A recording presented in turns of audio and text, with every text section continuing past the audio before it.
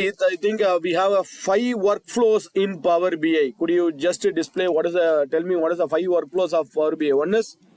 First one is we have to get the data. Second one, after getting we have to transform the data. After transforming we have to load the data. After loading we have to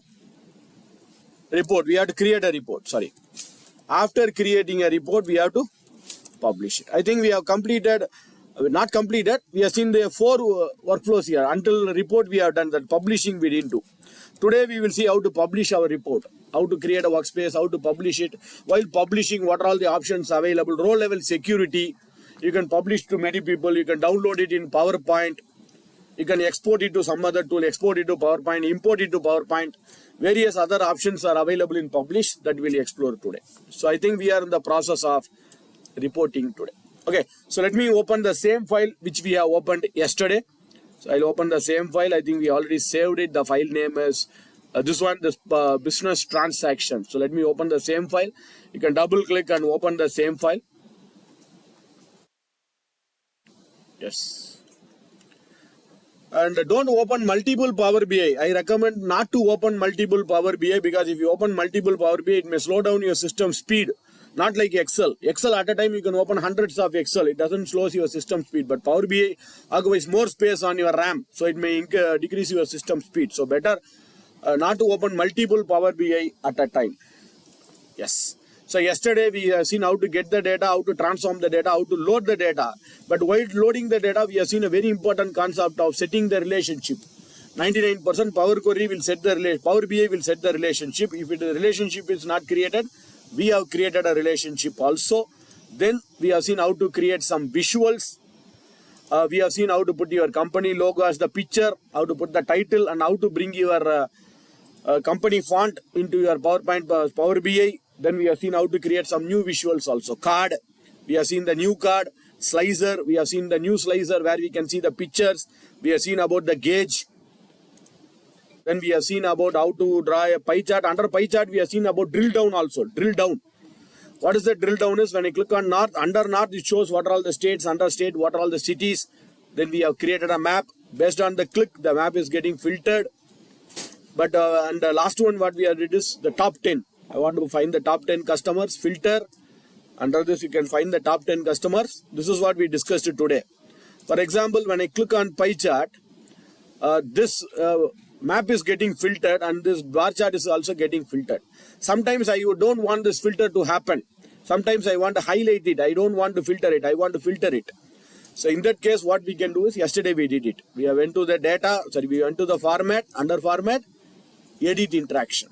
In edit interaction, we had 3 options. One is this one, filtering. Second one is highlighting. Third one is none.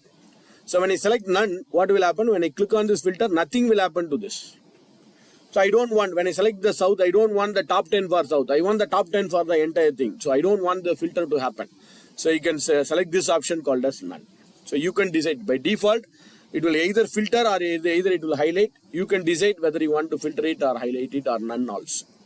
Okay. And finally, the next one what we did is we have created a page. Under the page, we have created a table where we can see the invoice number, invoice date, product name, quantity, invoice cost, and we did some conditional formatting. And finally, we created a matrix also. Here also we did some conditional formatting. And I recommend for every page, try to have a meaningful name. Try to have a meaningful name, because at the end of today's session, we are going to see how to make an index. Index of a page, how to make an index, how to make an app within the page, multiple report, we can make an app, multiple pages, we can create an index. That are all the things which we are going to see today.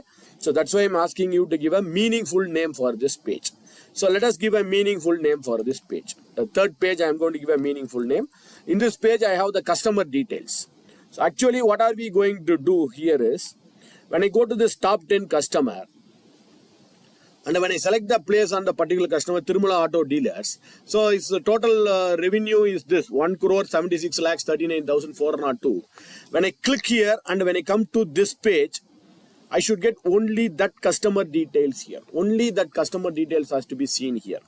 One page we are filtering, one page we are interacting. I want to interact between one page to another page. Either interact one page to another page or bring the page here. We are going to do both. Let us see this. So let me give a name for this page. Double click and I am going to give a name for this page. Let us give a name. I think this is my customer details. I am just giving a name for this page. Now, as I told, it's very simple. Very simple here. I'm going to connect. We are going to connect this page and this page. One page to another page we are going to connect. What we are going to do it is, when I go to a particular customer, maybe Krishna Motors, when I click on this customer, it should land to that page. And in that page, I want to see only that customer details. So we are going to link between one page to another page. So what is the link we are going to give is this customer. When I select this customer, any one of the customer, it should land to this page. In this page, it should show only that customer details. So what you do is, come to this customer details page. Come to this customer details page. On the visualization, below the visualization, prefer to place the cursor on some empty area. Place the cursor on some empty area. The reason I am asking you to place the cursor on some empty area is then only you can see this option called as add drill down field here. You should get this option called as add drill down field. It will be by default visible. Suppose when I selected a table, it will be visible somewhere else on the bottom.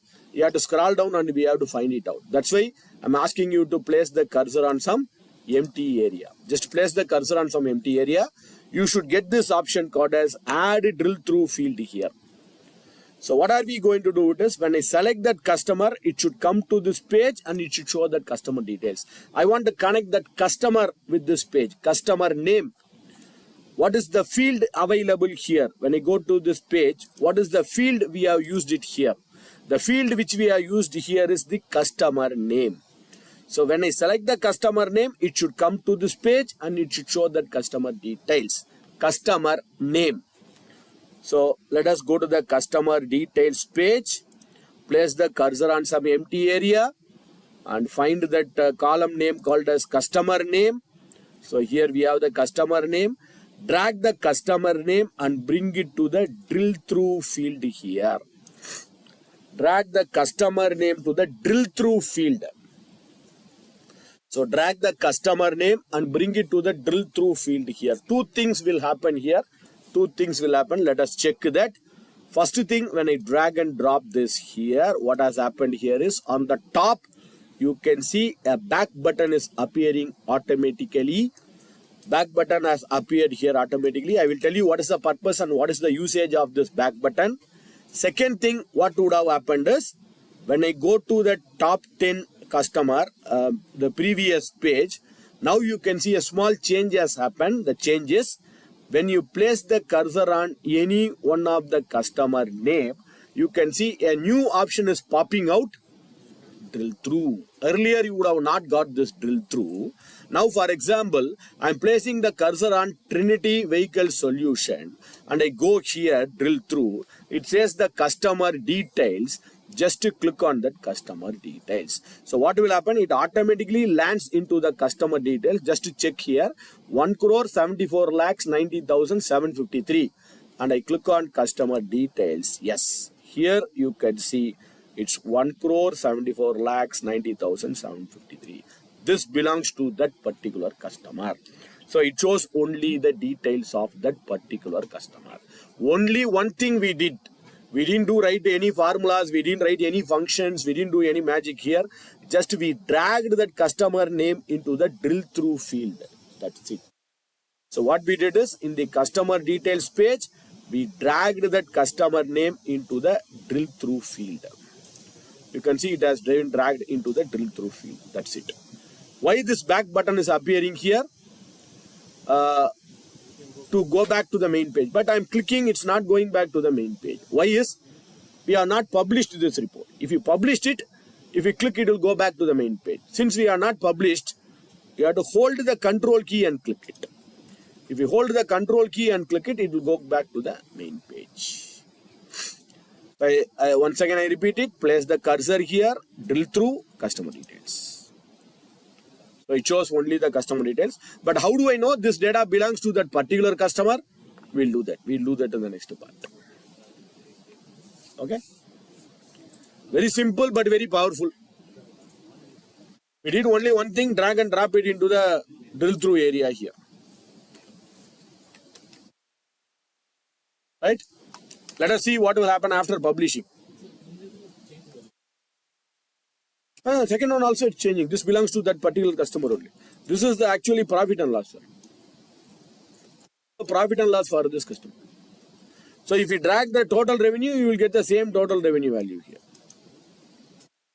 Actually, this is also changing.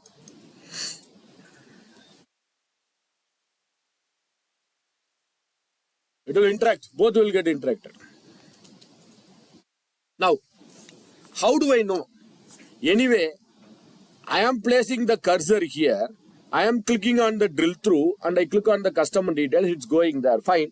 Now I will go to the Maxima Auto Links. So it shows only the details of Maxima Auto Links. But how do I know that this data belongs to that Maxima Auto Links? I want that customer name to be displayed somewhere else on the top.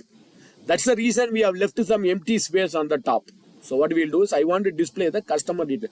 Only the customer details has to be displayed. Just a name of the customer to be displayed. Could you tell me which could be the best visual just to display a value? Which could be the best visual for it? Just displaying a value. No chart or nothing. Just I want to display. Card. Very good. Super. Let us put a card. Maybe the yesterday's classical card or the new card. I can put the new card itself. No problem. So let us put the new card. Place the cursor on some empty area. Click on this new card. A card is getting inserted. Place the card wherever you want. Maybe I place it on the top. And drag the customer name to this card area. Value area. Yes. It displays the customer name here. It displays the customer name. And unfortunately, it says the Maxima Auto Link first customer name. It displays something like first customer name. So I don't like this first customer name. It should be just a customer name. So what you do is, we drag that customer name into the card. On the right side, you can see it says first customer. Double click on this and rename it. Just I will remove that first. So just I will put it as customer name. That's all. Let me check whether it is working fine or not. So I'll go to some other area. I'll go to some other customer. Maybe I'll select this Indus Auto Solution. Drill through. Customer details. Yes, Indus Auto Solutions. Hold the control key. Back button. Okay. Next we will see how to bring a page to another page. Finally we will see publishing also. After we click what if I want to go there, what we did is this drill through area.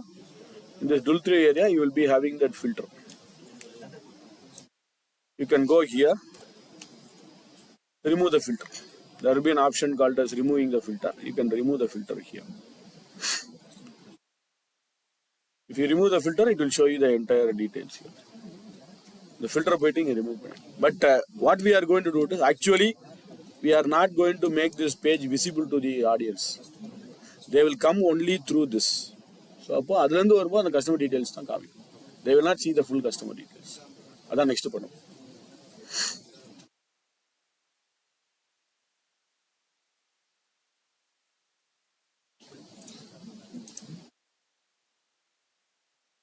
Okay.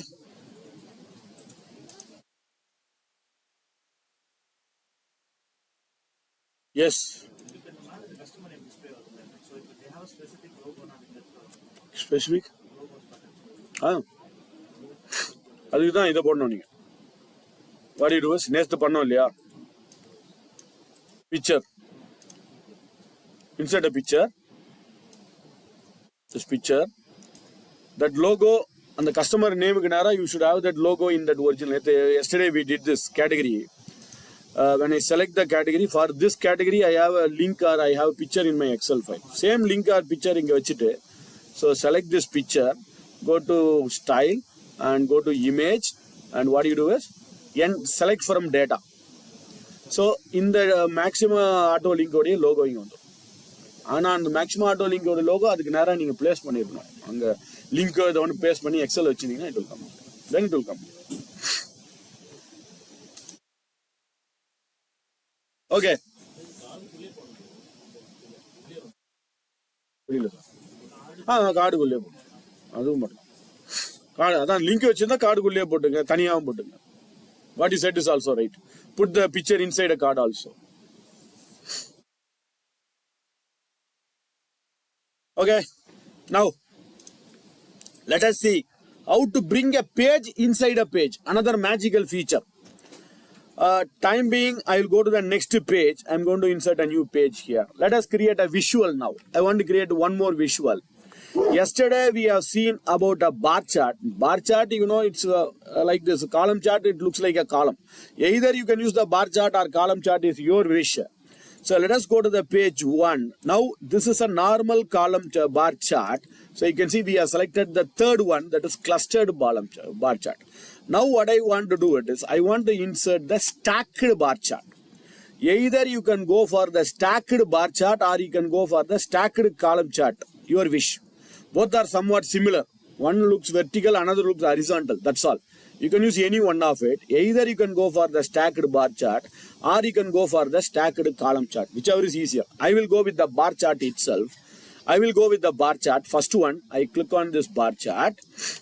So I clicked on the bar chart. In this bar chart, now we are going to bring a page to a page. Page within a page. Now we are not going to link a page. We are going to bring a page. So I'm going to create a visual now.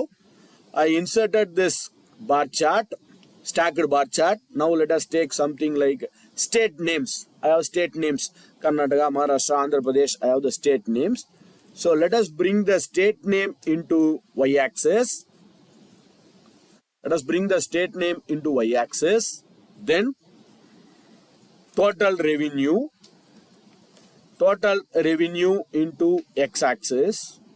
But you can ask me, it looks like the same chart what we did in the last session. So this looks like the same chart. We have did this as a clustered bar chart. This is a stacked bar chart. Both are same. What is the difference between clustered and stacked? There is a difference between that. Now what we did is I got this state wise. What is the sum of total revenue? Now under the state wise, I want to know. For example, if I take Maharashtra, in Maharashtra I want to know every year what is my total. Overall revenue is 5 crore 43 lakhs. That's fine. In this 2024, what is my total revenue? 2025, what is my total revenue? 2026, what is my total revenue? So I want to split this chart by year wise. The same bar chart, split it by year wise. So let us search for that invoice date. So I'll go to the invoice date, which is available in the invoice trans table. Invoice table. Under that invoice table, invoice date, you expand the invoice date, you expand the date hierarchy, and here I can see the year is available below the invoice date. Drag the year and bring it to the legend area. Drag the year and bring it to the legend area. I am bringing to the legend area. Now we will have a split of this. We will have the split for this. Yes. You can see Maharashtra 2013, what is my revenue? 2023, 2024, 2025, 2026. So it shows me the split of that.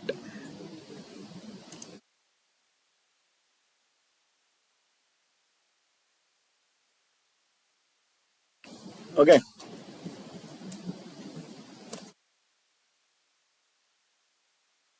And one more advantage of this stacked is, I'm getting the split, okay, I want to display the value itself here. How do we display the value? Go to format. You can see two options are available. Data label, total label. Switch on the data label, switch on the total label. Both. Switch on the data label, switch on the total label. So each year, what is my revenue? Overall, what is my revenue?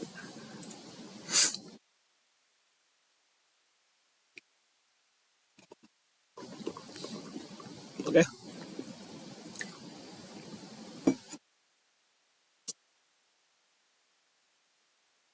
Can I sort this table? I think I'm getting Andhra Pradesh on the first and West Bengal on the last. The reason is in alphabetical order. Can I sort this? Can I change the order of this chart? Of course. 3 dot. There is a 3 dot here. Go to 3 dot. There is an option called as sort by state wise or total revenue wise.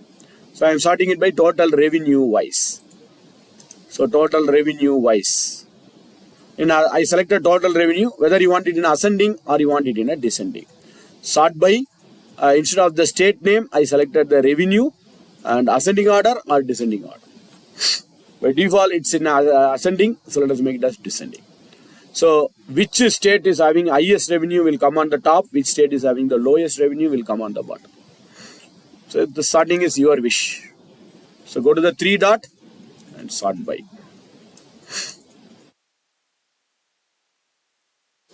Total revenue and ascending or descending. Okay, now we are going to connect this with another visual, another page. I think you know this. Yesterday itself I explored many times.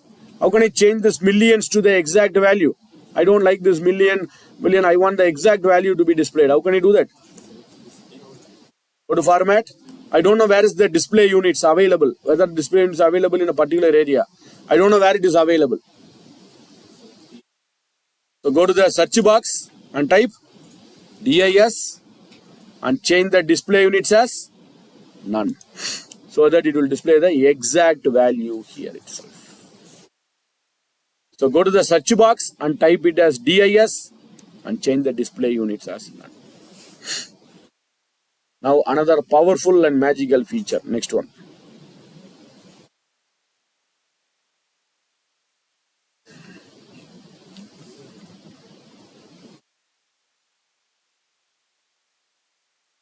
Yes.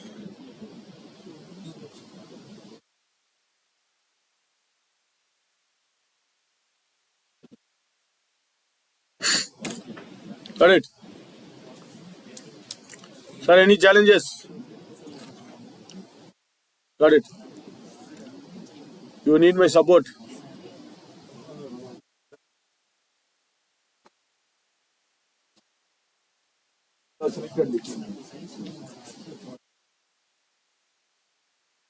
Selected the 100%. He asked you to.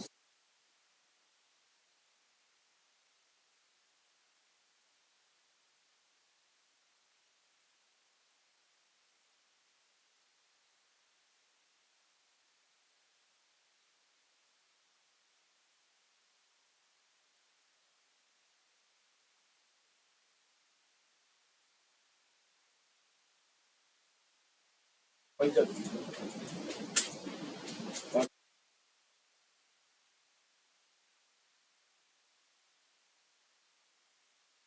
good, right? Very good. Very good.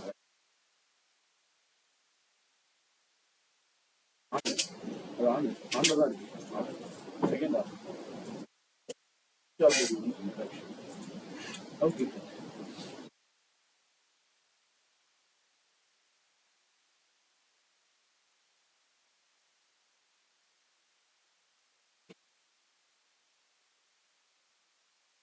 Primary. No, app should not get filtered. அதுக்கும் பண்ணணும் பண்ணி அதே எடுத்து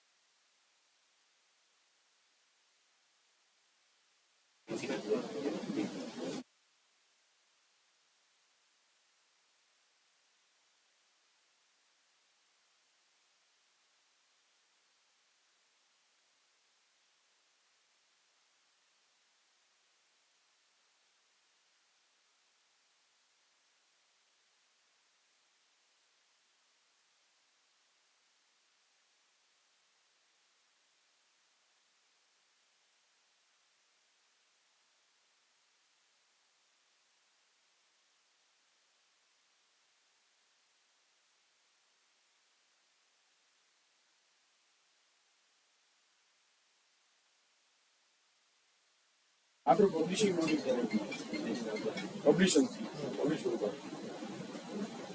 Okay. Now we have connected one page to another page. Fine. Now we are going to bring a page within a page. For example, here let us give some meaningful name for this page also. For this page, I want to give some meaningful name. So here what we have is state-wise revenue. So let us give some name for this. We have state-wise yearly, state yearly revenue. So I give some meaningful name. Space is allowed actually. You can give a space between it. Between the pages, you can give a space. That's your wish. But I had a habit of not giving the space between the text. Normally I do that. But you can give a space. That's not a problem. You can give a space here. State yearly revenue. Now what are we going to do is, when I go to this top 10 customer page, when I select this north region, this chart should come here and I should see only the north region chart. Last session what we did is, when I place the cursor here, it is going there and it's showing only that customer details. That is fine. But now I don't want to go there. I want to bring the chart itself here. I want to bring the chart here. So first place the cursor here. Just place the cursor on this chart. Sorry, place the cursor on this page. Now what are we going to connect is, I am going to connect the region name. Region name, I want to bring it to the drill through area. Where is that region name available is? I think region name is available under the table called as region details. Under region details, drag the region name and bring it to the drill through field here. Drag the region name and bring it to the drill through field here. As usual, you are getting the back button on the top. But what this will happen is, when I go to the top 10 and when I place the cursor and when I say drill through, it is saying drill through to the state yearly. I don't want this. I don't want to go there and see the page. I want that report should come here. This is what we did in the last session. Same thing. When I place the cursor and drill through, it's going to the page. Same like here, when I place the cursor, there is an option called as drill through. It will go to the page. But I don't want to go to that page. I want that page should come here. So very simple. First what we did is, we dragged that region and drop it into the drill through area. First step. Second, place the cursor, come to the state yearly revenue page. Come to the state yearly revenue page. We dragged that state name into the drill through area. Fine. Second, place the cursor on some empty area. Go to the format your report page. Go to that format your report page. Page information. Page information. Format your report page. Page information. There is an option available. Allow use as tooltip. Allow use as tooltip. Switch on. Switch on. It is off. Switch on. That's all. Switch on it. Now let us see what will happen. When I go to the top 10 page here and I place the cursor on north region, you will see the north region chart is visible here itself. I am not going there. This chart is visible here. So when I place the cursor on south region, it is showing the south region chart here. So based on my cursor, it shows the chart. It brings the chart here. I'm seeing the entire chart here. When I place the cursor, it shows the chart here. That page, we got the page here itself.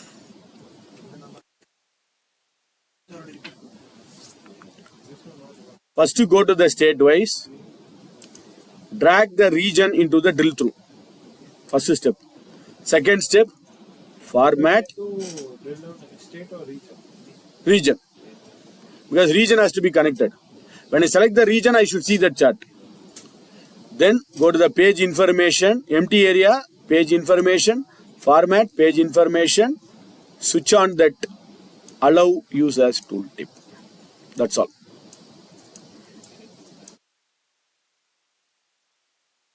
Okay. Simple, powerful. Problem is remembering this. Easy another maradu verum. All this you may forget it very easily if you are not practicing it. Correct? அது எங்க drag பண்ணா எங்க பண்ணணும் அது பண்ணா போதும் அவ்வளவுதான். Toughest concept always we will remember. Easiest concept we will tend to forget. Sir, any challenges?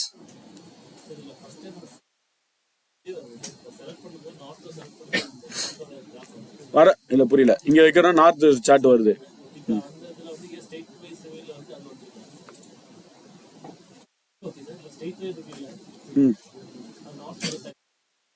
இல்லையே. It's not. If you come there only, it will get selected. நீங்க அங்க வரக்கூடாது, அங்கேயே இருக்கணும். Or actually, to be precise, these two pages we are not going to show to the participant itself. யாருமே பார்க்க போறது இல்ல. They will come to this page either by drill through or this page will go there. அவ்வளவுதான். இந்த page will not be visible on the report. அதான் next step. That's what we are going to do in our next step. நீங்க click பண்ணி அங்க வந்துட்டீங்க, வேற வழி இல்லை. அப்ப நீங்க என்ன பண்ணணும், இங்க இந்த drill through இருக்கு இல்லையா, இதுல போயிட்டு இந்த ஃபில்டரை கிளியர் பண்ணி விட்டுருங்க. இந்த ஃபில்டருக்கும் இந்த ஃபில்டரை கிளியர் பண்ணி நார்த் இங்க டிக்கா இருக்கும், அந்த நார்த் டிக்கை எடுத்து விட்டுட்டு ஃபில்டரை கிளியர் பண்ணணும். அப்ப எல்லாம் வந்துடும்.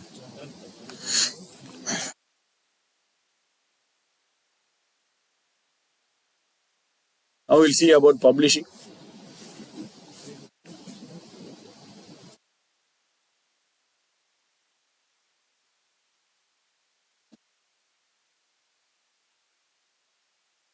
Yes, still challenges.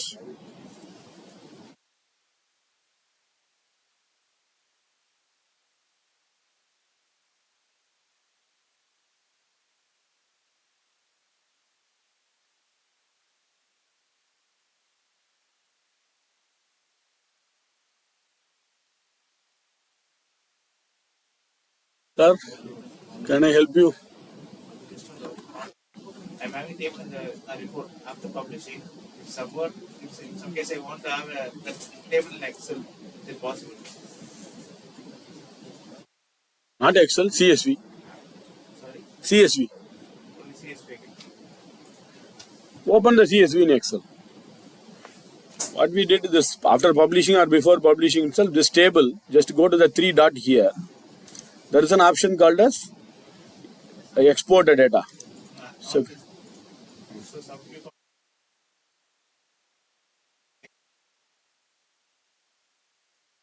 As a viewer, you cannot do that.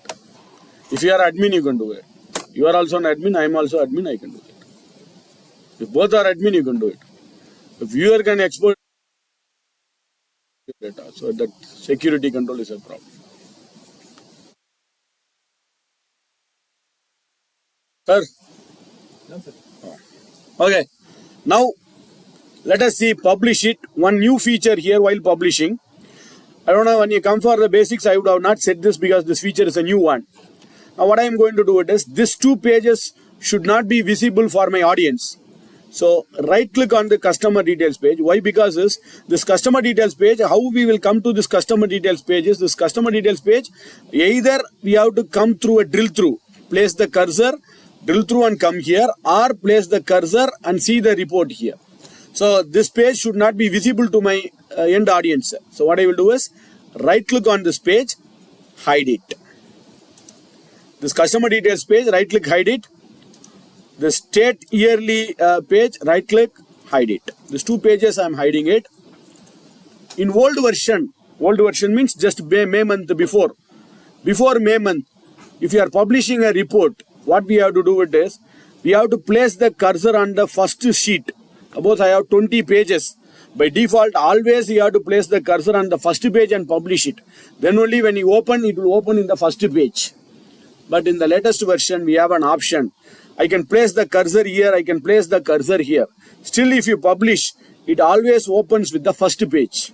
To do that, right click on this page. There is an option called as set as landing page. Whenever you open the report, always this will be your first page.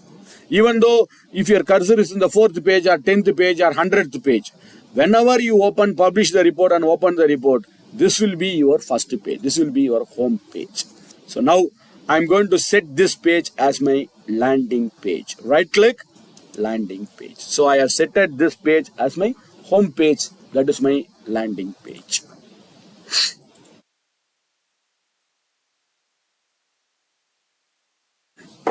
We'll see about security control. We'll see about RLS, role level securities. Now we'll check what is the version you are all using.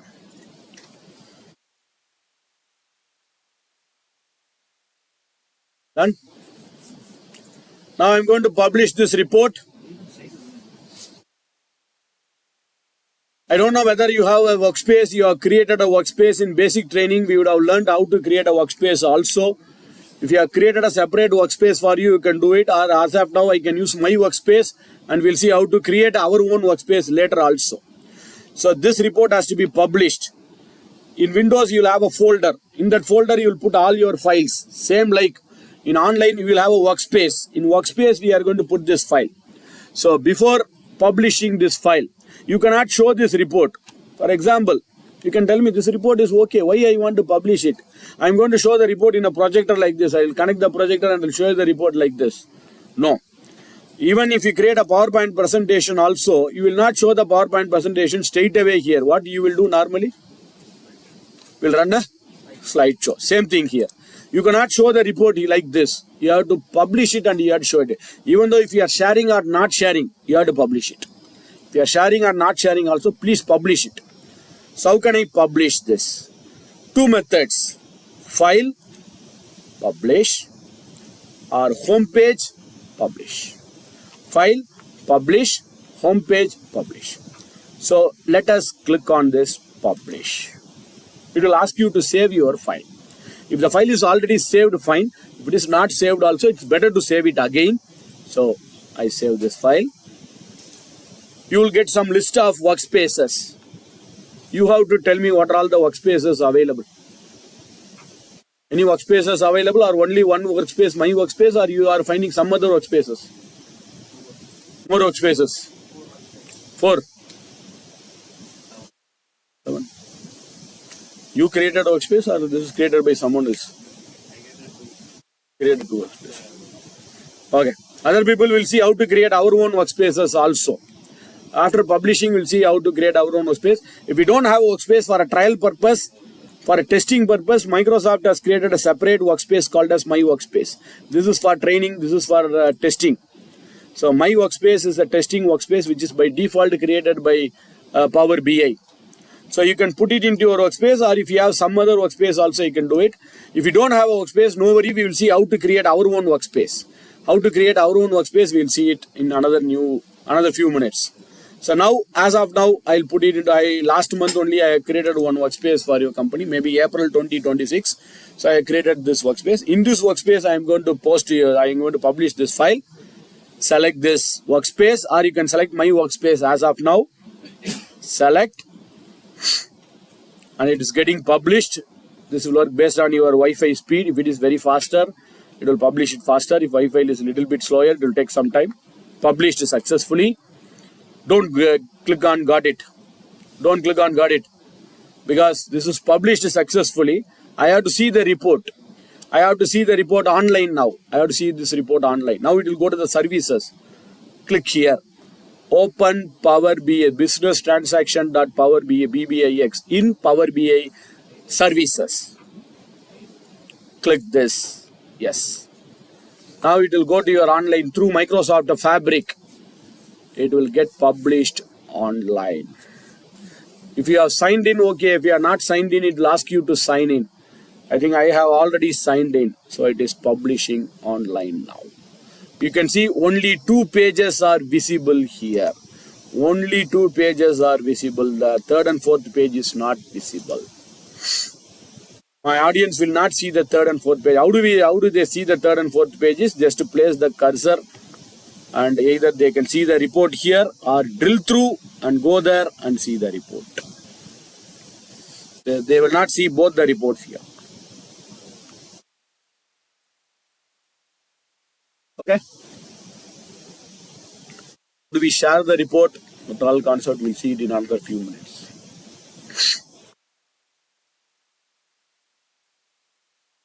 Okay. On the right hand side, you can see there is an option available view. There is a small button available called as view. On that view, you will be seeing an option called as full screen. Full screen, where you can see your report on your full screen.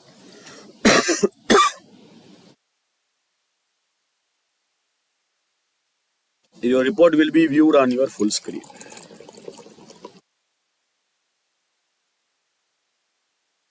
Okay. Escape to come out of this. On the right hand side corner top, maybe your name or initial, sometimes you'll get your photographs also.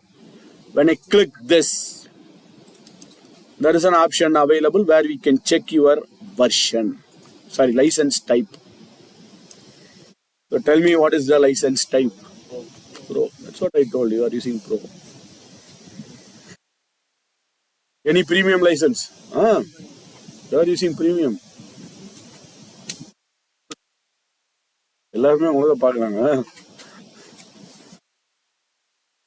Premium is costly. More space are there. More reports you can publish. More frequent refresh will be available. Premium.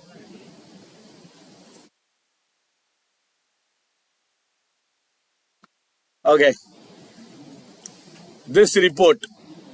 I want to do 2 things in this report. I want to see this report in a exporting. We'll see another few minutes. Maybe publishing we'll see. Yes.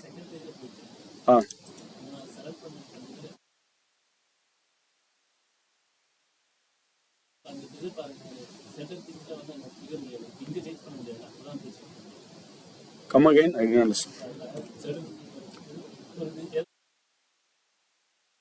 Because the values are very small, sir. You have to do it only on your desktop. Then republish it again. Okay. Now I want to share this report in a PowerPoint presentation. 2 methods to do it.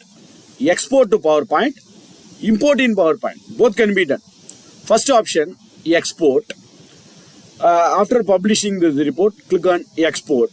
Under export, PowerPoint. 2 types of exporting is possible here. 2 types of exporting. One is you can export as a picture. Another one is export with the live data. Live data means everything will go with the interaction. When I click, it is interacting. So when I click, for example, when I select the slicer, it's interacting here, it's filtering here. Everything will happen. But unfortunately, if you are publishing with the live data, only 1 page can be published at a time. You cannot publish 3 or 4 pages at a time. Unfortunately, if you are publishing as live data. If you are publishing as a picture, you can publish both the pages, but no interaction. So we'll try both and we'll see one more method also. So let us go to export. I'll go to export now. I'll click on export. PowerPoint. I'll click on PowerPoint. Whether you want to embed with the live data or embed with the image. As I told, image 2 pages without interaction. No interaction, just like a picture. Embed as a live data with the link, with the interaction, but only 1 page will be exported. Only 1 page. Second page means second time you have to export it again. 2 times you have to export. So let us say embed a live data. Open in a PowerPoint. Yes. Open. Now it opens the PowerPoint presentation with the live data. And you should have the latest version, that is 365 of your PowerPoint presentation. Then it will get opened. If it is asking to enable an add-ins, you can enable add-ins. If this is not working, we have one more method. That method I will explain. After finishing this, I will explain one more method. It's taking some time for me.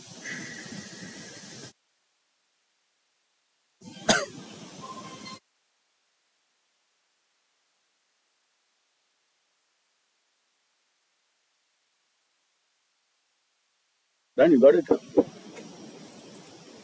For me, it's taking some time. You would have got it. My Wi-Fi is very slow.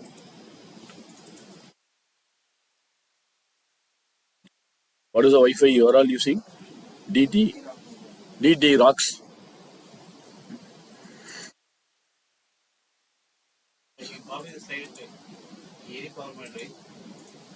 Anywhere. Within your system. If you send the PowerPoint presentation to others, they cannot see it. How they have the access? I'm giving the workspace. Then you can do it.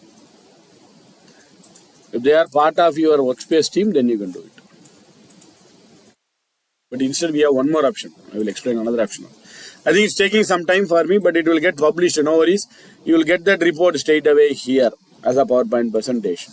But there is one more option available. I will explain. I think that's better than this one. I suggest the next one is better.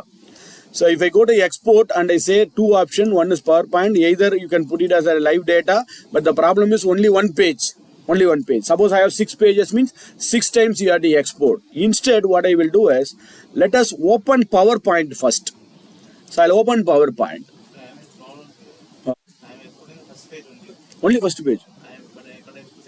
Second page separate PowerPoint presentation. So then go to second page and export it. Export first page. Suppose one time getting in PowerPoint, I'm getting second page only. No, where you place the cursor? I play 2 times, that's the same route. Oh, where you place the cursor, that report will get published. The home page get published. Or refresh your screen and try once.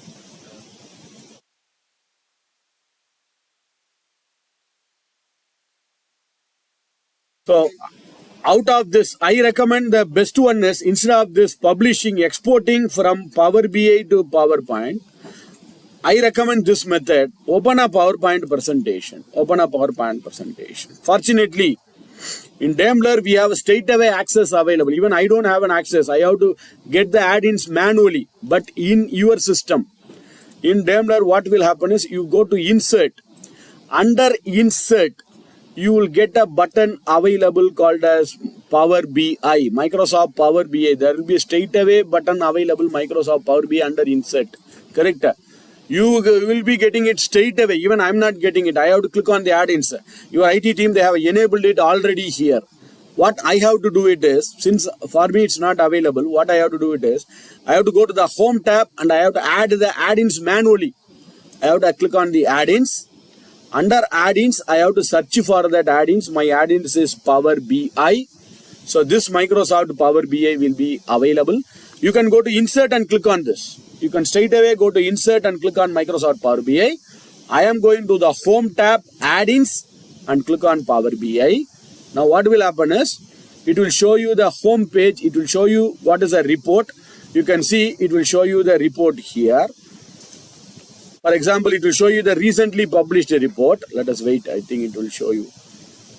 And you can import all the pages, or you can show all the pages in one screen also. You can see here. It is showing here. And this is my recently opened report. This is my recently opened report. You can see this is my report. This is the report which I opened very recently. So I click on this report, or you can find more other reports also.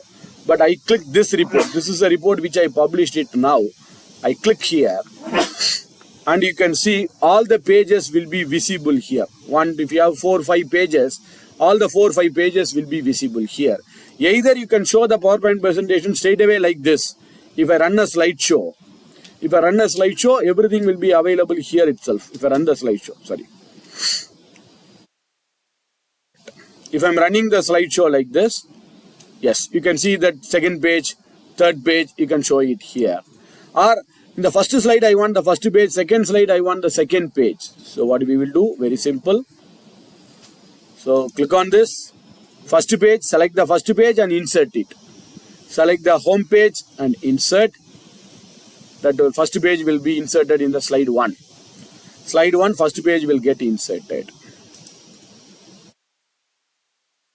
Similarly, in the second page, I will go to the second slide. Let me insert one more slide, Control M. And I'll go to same Microsoft Power BI, that add-ins. And you can insert the second page. Either you can show it both the pages in one slide itself, that's one method, or insert each pages separately. Whichever the page you want to insert, you can insert it. So this is second method. So instead of that exporting one by one, I think this is much better. Or you can show all the pages in one screen also. So second page, I am going to insert it in the next slide. Insert. So page number 1 in one slide, page number 2 in another slide.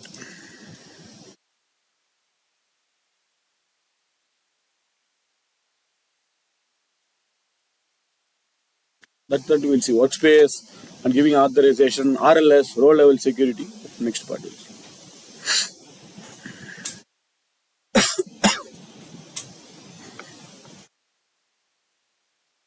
Okay. So this how you can export your files to one PowerPoint to another, Power BI to PowerPoint. So either go to Power BI after publishing. This everything will happen after publishing. Before publishing, you cannot do this. After publishing only you can do this. If you refresh here, PowerPoint will get refreshed. It's live data.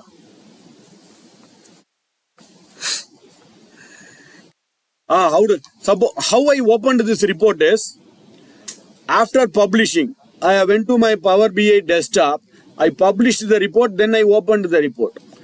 So do we have to publish the report every time to open it? For example, today I have published the report. Tomorrow morning I want to open this report. Assume that my report is closed now. Tomorrow morning I want to open that report which I have published yesterday. Assume yesterday I have published the report. Now I want to open the report. How can I open it? So just open any web browser, maybe the Edge browser, app.powerbi.com. So after publishing, immediately after publishing, you can click on open and open it straight away. But I published it yesterday or later I published it. Now I want to open it. So app.powerbi.com. Just type app.powerbi.com. And left hand side, you can see the workspaces. Click on the workspaces. Under workspaces, click on the workspace which you have published that report. And there is your report here. So here you can find your report.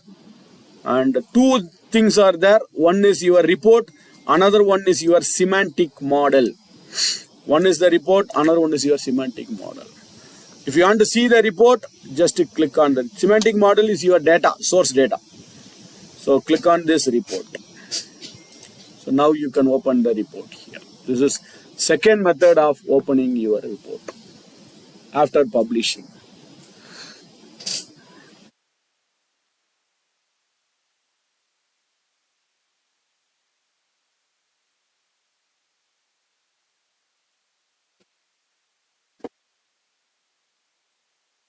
Okay. Finishing this, we'll see the row level security. How to create the workspace? Row level security workspace. Next topic.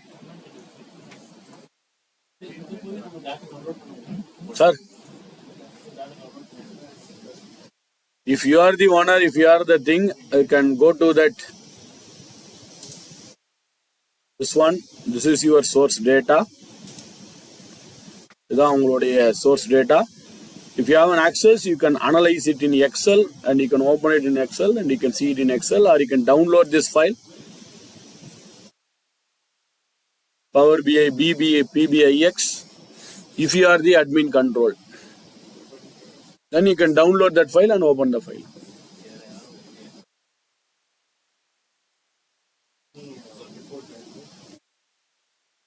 Sir, remove it and republish it again.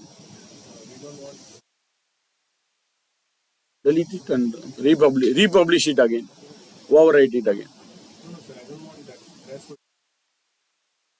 Dashboard itself, if you don't want to just go here and delete it, that's very simple.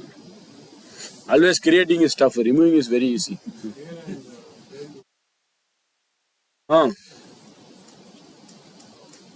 Don't remove it, wait. You have to do some other thing.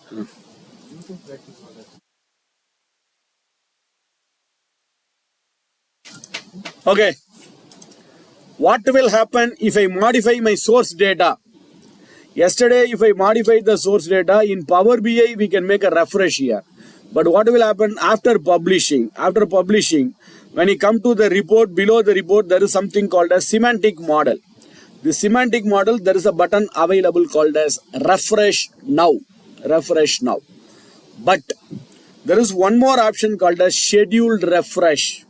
But unfortunately, to use the scheduled refresh, you have to download a separate software available for Power BI. That is Power BI Gateway. There is a separate software has to be downloaded. Using that Power BI Gateway only, the scheduled refresh. Every day morning it has to refresh. Every 10 o'clock, every 1 hour once it has to be refreshed. But instead of Power BI Gateway, I think Power BI Gateway, it is slowing down. Even I have checked. I downloaded, even I deleted that. It is slowing down my system's whole system speed itself. Better, instead of Power BI Gateway, there is one more option. Every 1 hour you can schedule your refresh. Any idea? Using Power Automate. So better is using Power Automate. Use the scheduled refresh. This is very easier, very simple. Even every 1 hour, every half an hour, every 10 minutes, you can do this. Even if you are using Power BI Premium Pro license, 8 refresh is possible maximum per day. Premium 16 refresh is possible. But if you are doing it in Power Automate, unlimited. Every 5 minutes you can get refreshed. Every 10 minutes you can get refreshed. So I recommend, instead of this scheduled refresh, instead of downloading Power BI Gateway, try to use Power Automate. Okay. Sir? Last month, we had 2-day session on Power Automate. If you want, I will give you the tips about that. When in the concert, Power BI update. Are you using Power Automate already? Better to come for the session. Step by step, there are various schedule refresh, auto refresh, cloud refresh. There are so many refreshes available. Time permits, time is evening I will explain how to do this thing in Power Automate. Power App. That we'll see it today. To create Power App, at least we require 2 or 3 dashboards. 2-3 dashboard வச்சு ஒரு தனி app பண்ணுவோம். Right. Now, what we did is we have just created a report and we have published the report. Now, I want to create my own workspaces for my department. For your department itself, you want your own workspaces. For this, you need at least premium or a professional license. All are using pro license, so no problem. You can create a workspace. So go to this app.powerbi.com. On the left hand side, you can see there is an option called as workspace. Click on the workspace. Under workspace, I got several workspaces. Here you can see there is an option available called as new workspace. New workspace. Go to that workspace. Open app.powerbi.com. On the left hand side, there is a workspace. Click on the workspace, and there is an option called as new workspace.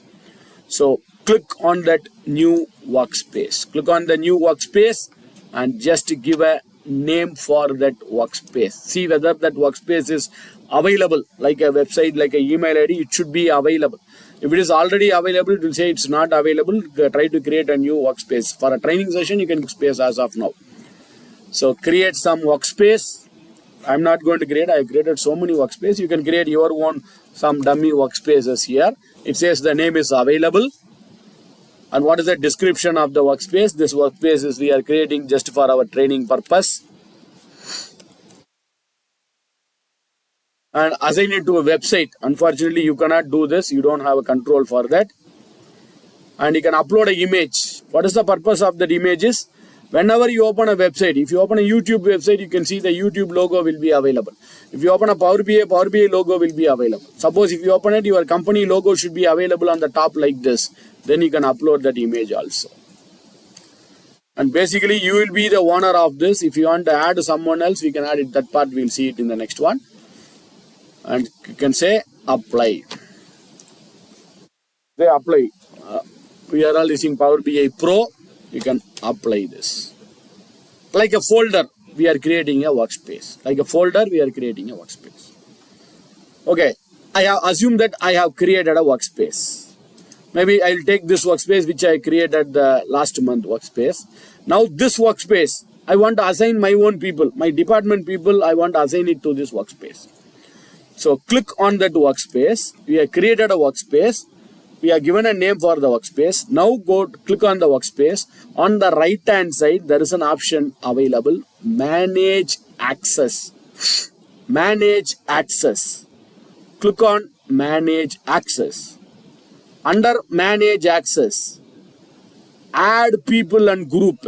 Click on add people and group. And you can add some people. You cannot add the other people who is not part of your company workspace. You cannot add some other people. You cannot add your customer here. You cannot add your supplier name here. You can add only the people available in Daimler. So you can add only the people available within your workspaces.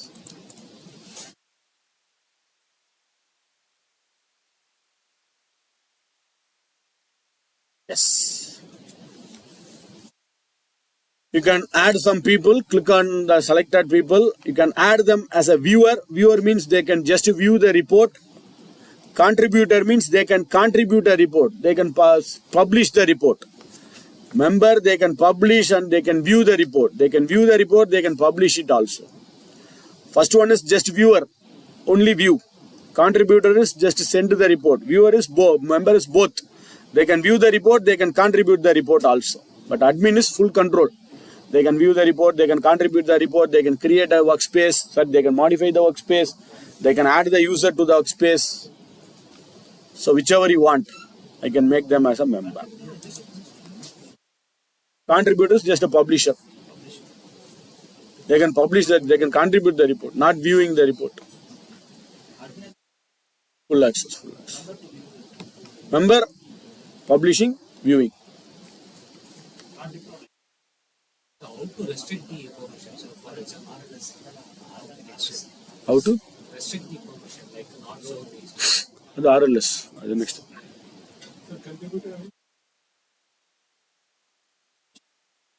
And you can just contribute. Contribute, view. They can publish, they can view the report, existing report. Admin is full control. Contribute, view, add the report, delete the report, add users. Refresh. Viewer can see only the report. They cannot see the semantic model. Semantic model அவங்களால refresh பண்ண முடியாது. They can just view it. அவங்களுக்கு இது மட்டும் தான் வரும். They will see only this part. இது மட்டும் தான் வரும். They will not see this. இது வராது அவங்களுக்கு. They will see only this. Click and see the report. Okay. Instead of making the access to the people, you can restrict this as someone has told. Row level security. There are two types of row level security. We'll see both the security before that. So I have given access to some people. They can use this report. Either they can be a member, they can be a contributor, they can be admin. But I want to send it to someone else, maybe not within my team. Within my team, you can make them as access and we can give the permission. They are out of my team. Some other team, I want to send this report. For example, I'll open the report. This report, I want to send it to someone else within Daimler, to somewhere else, who are not part of your access, who are not part of your list. I want to send this report to someone else, other team people. So what we can do is open the report, go to file. Under file, you have an option called as embed report. Under embed report, you have an option available called as website and portal. Unfortunately, you will not have this option. Publish to web public will not be visible for you. You cannot publish it as per the Daimler policy. You cannot publish to a website here. Common public cannot view your report. Only the people part of your Daimler team can view the report. So other team, you cannot send this report. They cannot view this report. I think even this option may not be visible on your screen itself. Correct? The published web, the list itself, it will not be visible. They would have removed it. Even they don't want to show that option to you. It's because you cannot publish common to everyone in the world. So if you publish it, everyone in the world can open your report. Anyone in the world who is having internet connection can open your report. So what you do is go to embed report, click on publish website and portal, and this link, this is the link which we can share it to other people who is not part of your team, who is not part of the, who is not a member, who is not a contributor, who is not a admin team. You can send this report to someone else. Okay, this is what we are going to restrict. This link, just this link. Copy the link and send this link, mailing, whatever. Even you can send it to someone else here who is not part of your Daimler team. If you send it, they can open the report. I copy this, maybe I'll open it in Google Chrome. As here I cannot do this in here. I'll open it in Google.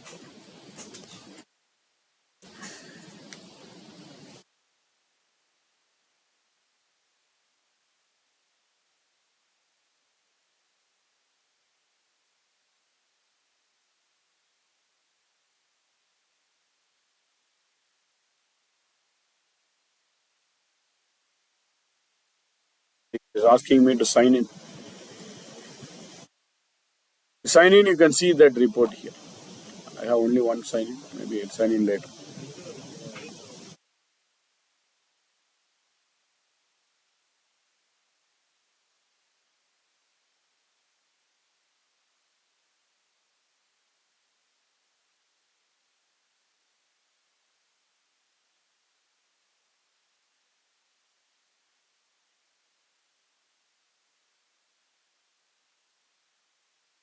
You have to send it as a mail.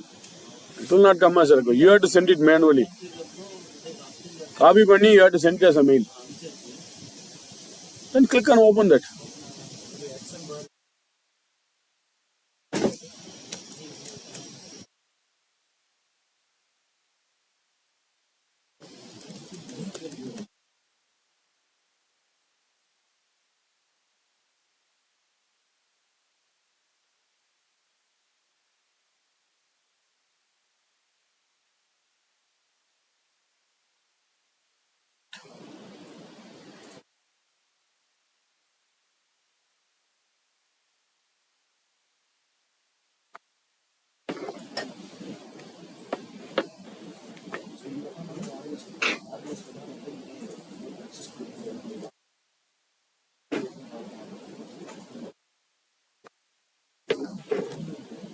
I have signed into some other login in Google Chrome. Yes, I am seeing this report. This is a published report. I will log into some other ID, not the same ID which I published it. You can see that both the reports are visible here. I can just see the report, that's all. I can just, as a viewer, I can see only the report available here. Next we will see that RLS.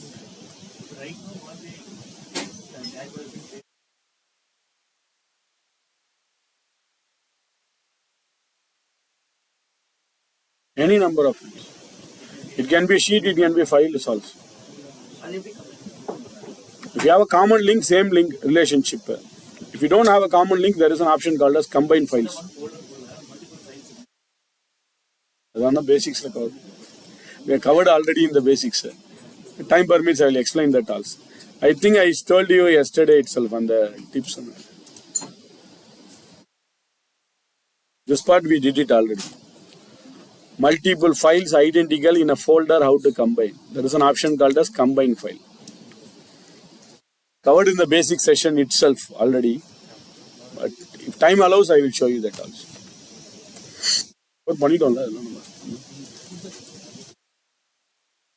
Okay, now let us talk about RLS, row level security. Two types of row level security: manual row level security, dynamic row level security. We will see both. Let us come to the Power BI desktop now. So I am going to share this report. After publishing, I am going to share the report. When I am sharing the report to someone not part of your team, you are sharing the report to someone else who is not part of your workspace. I am sharing to someone else who is in India. They can see only the report which is concerned to India. I am sharing to someone else who is in UK. They can see only the report of UK. But unfortunately, here countries are not available. Let us take the region wise. So if I am sharing a report, one person can view only the report belongs to the South region. If I am sharing the report, another person can view only the report of North region. They can see only the report of a particular region. So two possible methods are available: manual row level security, dynamic row level security. We'll see both. First, we'll start with the manual row level security. Dynamic means it will change automatically based on the email ID. This we have to provide the email ID. We have to give it. I will explain both. So first we'll see with the manual. What is the advantage? What is the disadvantage? I will explain one by one. First is the manual way of row level security.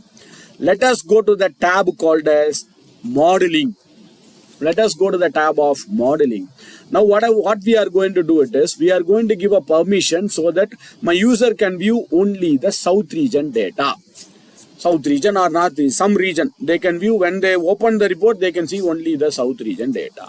Manually, we have to give the email ID and manually we have to fix it. We have to do it in two areas. We will do that. So go to modeling. Under modeling, go to the tab called as modeling. Below modeling, there is an option called as manage roles. Go to the modeling. Under modeling, go to that manage roles. Go to manage roles. Click on the manage roles. Under manage roles, what is the role we are going to manage here? So let us click on that new roles. I click on new roles. Go to modeling tab, click on manage roles and click on new. What is the name of this role? Let us give some name. Double click and I'm giving some name. Maybe this is my South region data. So I'm going to create a role for the South region data. So this is the role for seeing only the South region data. My habit, sir. You can. Now when I create some app, the space is not allowed. I practiced it like that. It has become a habit for me. You can give a space. Camel case. Pascal method of naming. Camel case. It looks like a camel. So I prefer this. Your wish. So I have given a name. Manage roles. New role. South region data. I think where is that region data available is under the table called as region. So go to the region table and there is a 3 dot here and you can see the region name and not required to go to 3 dot. New. Select the region details. Click on the new rules. Because in region details only we have the table name, column name called as region name. Select the region details and click on new.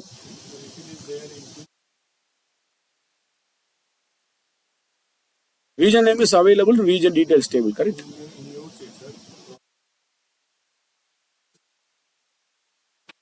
It is connected, right? If you select here, the entire table, the region, South region customer will get filtered, South region invoice will get filtered because it's already connected. Yesterday we have seen this is called connected. What I'm trying to say, South east, north, west, it is available in two different fields. Same column, exactly same column, same. But which table is connected to your source? That table you have to select. So I can pick any of the. Which is connected. If it is connected to the table, if it is living independently, you cannot use it. Then it will not link. If it is connected, you can use any table. Now let us select the region details and go to the new. Under new, it says country is equal to. No, it's not country is equal to. It is region name is equal to what? South. Case sensitive. It is case sensitive. Okay. That's it. So what we did is we have created a role. On that role, new role, we have given a name for the role and we have gone to the region details and we have set the region name is equal to south. That's all. And I click on save. So we have created a role. This role should show only the report which belongs to the south region. This should show only the report belongs to the south. Let us check and let us see how it will be applied in online also. So let us save this report. Save this role. I saved it. Close it. How can I check it whether it's working fine or not? I want to check this. So what you do is go to modeling again. View as. Modeling. View as. Modeling. View as. Under view as, you have to select South region data. You have to click on South region data and I say OK. You would have noticed it would have filtered only the South region data on my report. On the the whole report, it would have shown only the South region data in the entire report. Entire report, only the South region data are visible here.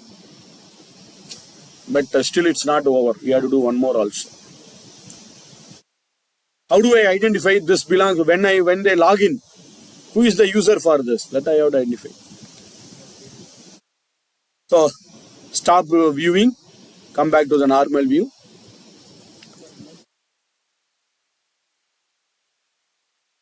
Because that customer details belong which we have selected. Customer details we are not going to come here, sir. Customer details will come through this only. Inge ninga straight varakudadu. You have to go to view. Click on the south region because this will not be visible. You will not come straight away here. You will come through this only. So go here, drill through customer details. It's available. You cannot go to the don't go to the customer details page straight away, sir. Inge boring okay, but after publishing you cannot go there, right? Publish panapura theriyave theriyadhu. You will come through only drill through. Sir? Kunja time almost, sir. If you place the cursor, it will show. Maybe a few seconds. Or right click. Older version means you have to make a right click, there will be a drill through. Right click. Older version, right click panna. Okay. Now second thing we have to do here is, one more thing we have to do here. What is another thing is, go to your, let us publish this report. After doing it, because we have to publish it, right? We have created the roles. After creating the roles, I didn't publish it. So republish it again. Go to home tab, publish, overwrite it in the same name. Overwrite it in the same name and publish it. Save. Maybe I'll publish it in the same workspace. Select. It will ask you that already this report is available. Do you want to overwrite it? Do you want to replace it? Of course, it has to be replaced. Replace. I have overwriting the report now. This is manual way, but automatically it has to link. That's what we are going to do in the next session. So click on got it, or click on open the report. You can open the report here, or got it, you can go there and open it also. Both ways are possible, or you can click here and open the report. Both are same. So I click on got it and I'll go to my web browser. So this is the report. For a change, I'll refresh it once again because after publishing I didn't refresh. So let us click on refresh now. Okay. Second thing what you have to do here is, go to that workspace. Go to that report. This is the report which you have published, business transaction. Go to the 3 dot of your semantic model. go to the three dot of the semantic model, go to the three dot of the semantic model. You will have an option called as security. You will have an option called as security. Click on security. Click on security. Now you can see this is the one which we have created in my Power BI desktop. The row level security South region data. This is the one which we have selected it, right? So this one, for which email ID you want to assign this, for which person you want to assign this. If they use that email ID and log in through that email ID, only that South region detail will be displayed. That email ID you have to give here. For example, I am giving some other email ID here. And add it. Or if you have the group of people also, you can add it. If you have group of people created in your Office 365 in Outlook, that group of people also can be given here. Add. This person, if they log in through this email ID, they can see only the South region data. They can see only the South, this person. So this manually you have to give it. I added this person and save it. Add it and save it. So when a person is logging in through this email ID, they can see only the South region data. They can see only that South region data. They cannot see the other data here. You can see I used the same ID here. When I open the report, I am seeing only the South region report here. Only the South region report. I cannot see the other things. But here manually we are fixing the email ID, which is little bit tougher. For South region, I have to create a role. North region, I have to create a role. East region, I have to create a role. West region, I have to create a role, which is little bit tougher. But we'll see one more method. One more method next. So this is manual way of creating the row level security. Next we will see the dynamic row level security.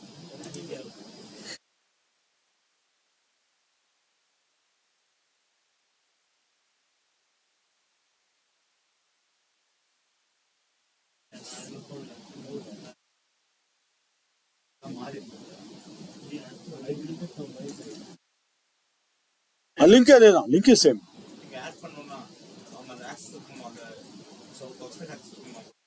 Not required.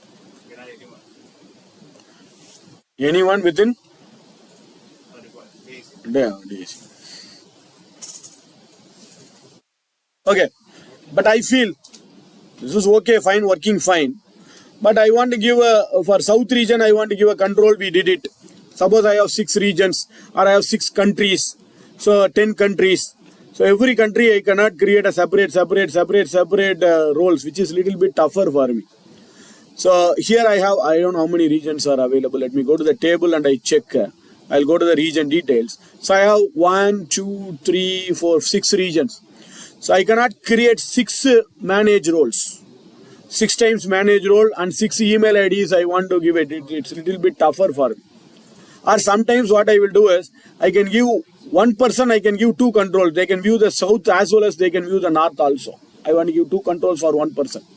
So and I want to give 1 control for south region. One person can have control for 2 or 3 regions also. Dynamic row level security. So let us create a dynamic row level security now. Yes. Shall we move on? Sir, any challenges? But you cannot view it. You have to send it to someone else. They can only view that report. Who you are sending it? But you are part of that workspace.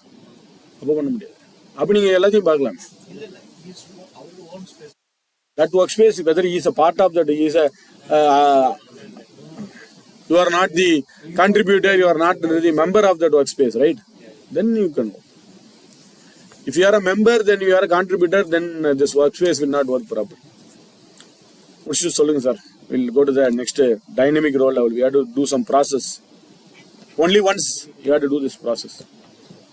And we have to create visuals. We have to create so many visuals after this. File, embed report.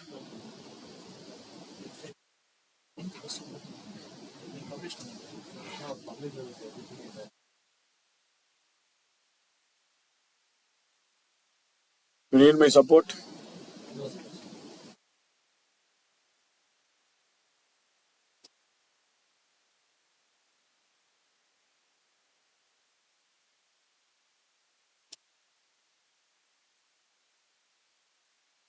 Yes? Okay. Now, dynamically we are going to give a controls. Region, I want to give a control to a particular email ID. North region, I want to give a control to a particular email ID. East region, West region, South region, like this. Let us see 2 or 3 first. If you want to add it for all the 6 also can be done. Let us see it for 2 or 3. First, I want to create a table. So, we have to create a table like this. How can I create a table in Power BI? So, I want a table to be created. For the user control, I want to create a table. In the table, what I will have is the email ID, region name. This email ID, which region details they can see. Email ID, region name. Email ID, region name. Only 2 columns should be visible in the table. I want to create a table here. User table. I want to create a user table. How do we create a table is go to the home tab. Go to the home tab. On the home tab, enter data. There is an option available called as enter data. Go to home tab. Under home tab, you can see there is an option called as enter data. Click on that enter data. So when you click on the enter data, it will open a table. It will open a table like where we can enter our data. Yes. It will open a table like this here where we can see the column name. I double click on the column name.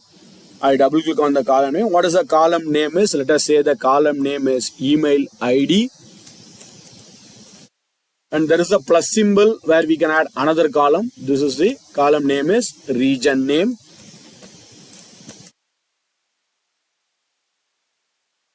So type the email ID here. What is the email ID? Either copy and paste or bring it here. So I'm giving one email ID here. So I'm giving someone's email ID here.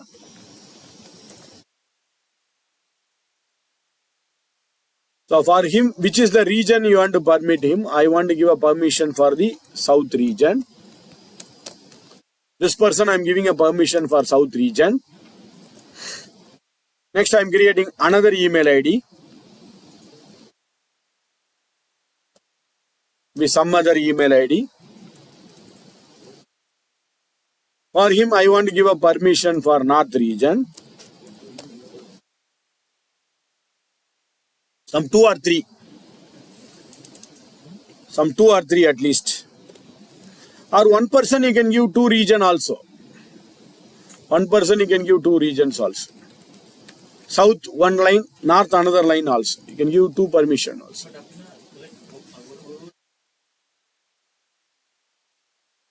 Particular person, what is the region? You have to assign it here.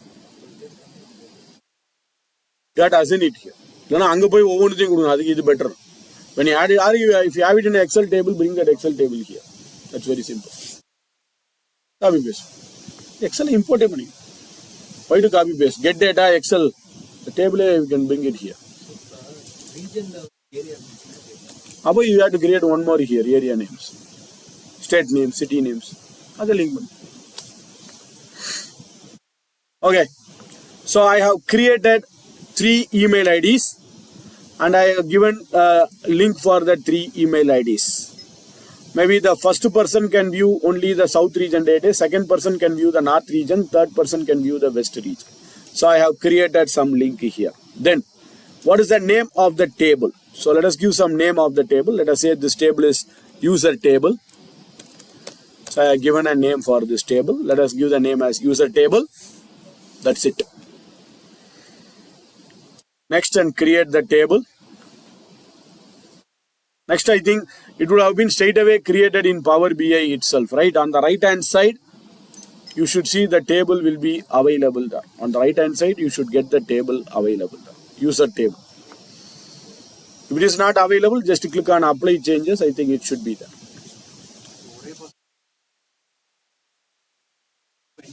Two separate entries. First row one entry, second row one entry. Same email ID, south. Same email ID, north. 2 times. Okay.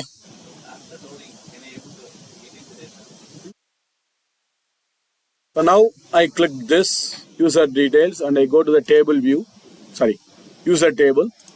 I have added 3 email ID and a name. I want to add one more here. So unfortunately in Power BI, I don't see any option for adding it. So what do we do is very simple. Right click on this and go to edit query. Right click on the user table, go to edit query.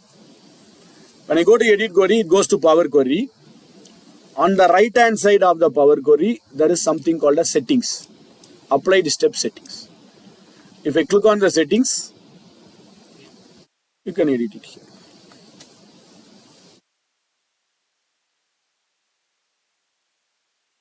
Query settings we have learnt in the basics itself.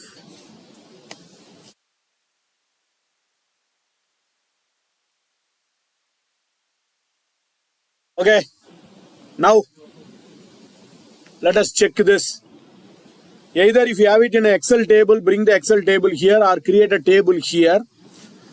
Now the challenge is, how do I know when I select this email ID South region, but all the table, I want the South region customer name, I want the South region invoice details, South region invoice number, payment, everything to be there.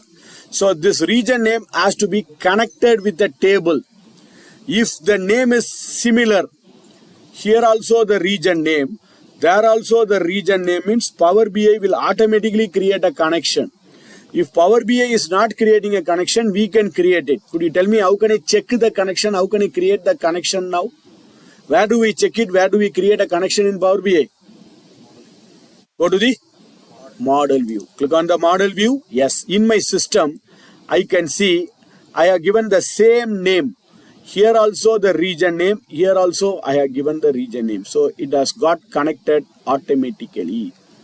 If it is not connected, you can drag and drop and you can connect it, which we did yesterday. Similarly, what we did yesterday, please connect the table. If it is already connected, okay. If it is not connected, please connect it. I think it should be connected if you are given the same name. If you are not given the same name, go there and rename it also. Either rename it, go to Power Query and rename it, or if you are not given the name, connect it here. Yesterday we did this, employee ID. Same like you connect these two tables. Now the last and final step. First step, we have created a table. Second step, we have connected the table with your source data so that if this email ID, it will for this email ID, it will select only the South region, and the South region will get filtered here, and South region will get filtered in geographic data. South region will be filtered for customer. South region will be filtered for invoice. South region will get filtered for product. So everything will get filtered automatically. Okay. Last and final step now. Go to modeling. Go to the modeling. Under modeling, manage roles. Manage roles. Click on the manage roles. Last session, we have assigned it. Manually, we went to Power BI services and manually we assigned the email ID. But now we are not going to assign it.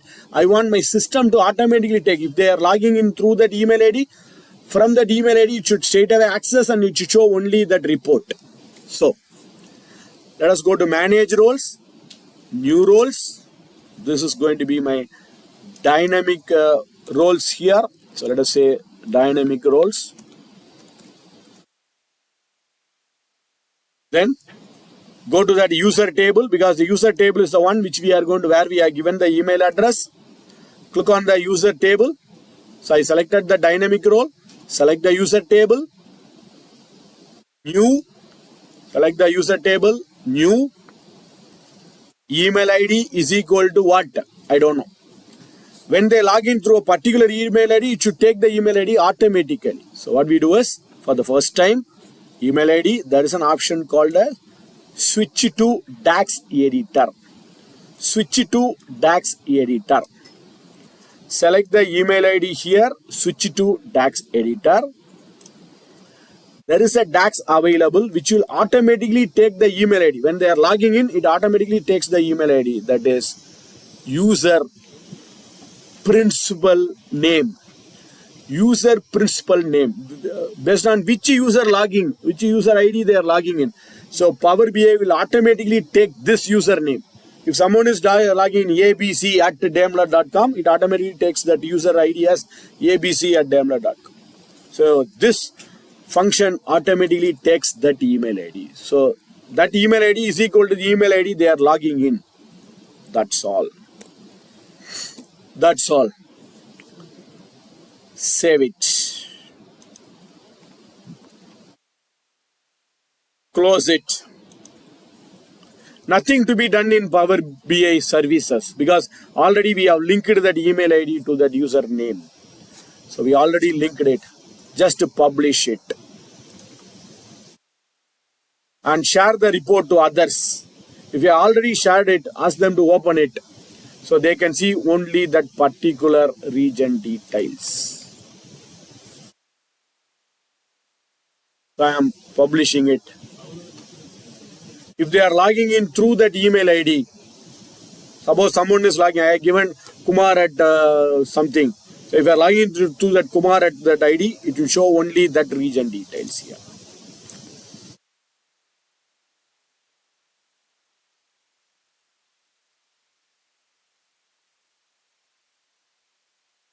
They will get only the report. It automatically gets connected.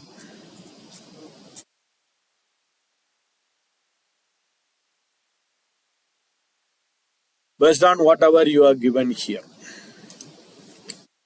If you are logging in through this email ID, it will show you only south. If you are logging in through this email ID, it will show you north. If you are logging in through this email ID, it will show you west.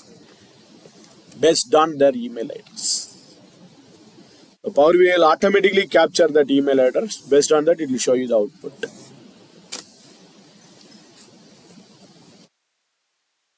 Now you can delete that manual model also. Modeling. Manage roles. I think this, just for checking I did this. This is not required for us. South region. 3 dot. Delete.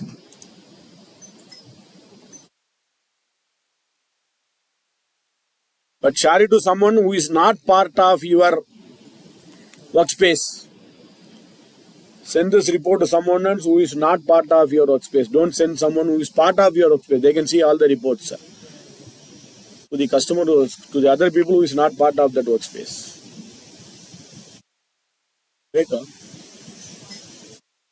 Okay. There is some constraint we have to break now. I think we have completed this chapter rightly. So if you have any challenges, please park it. We'll see it. We have to create so many other visuals also. We have to see other control. There is something called as parameters. We have to see the other options also. Save it.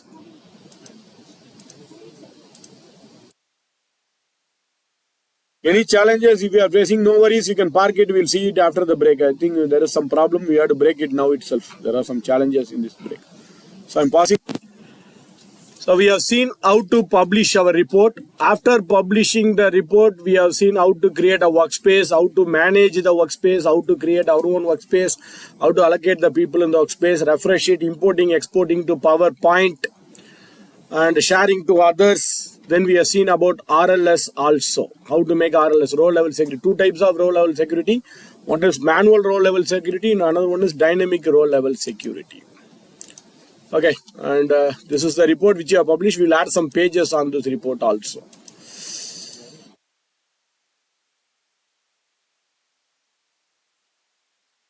Okay, right.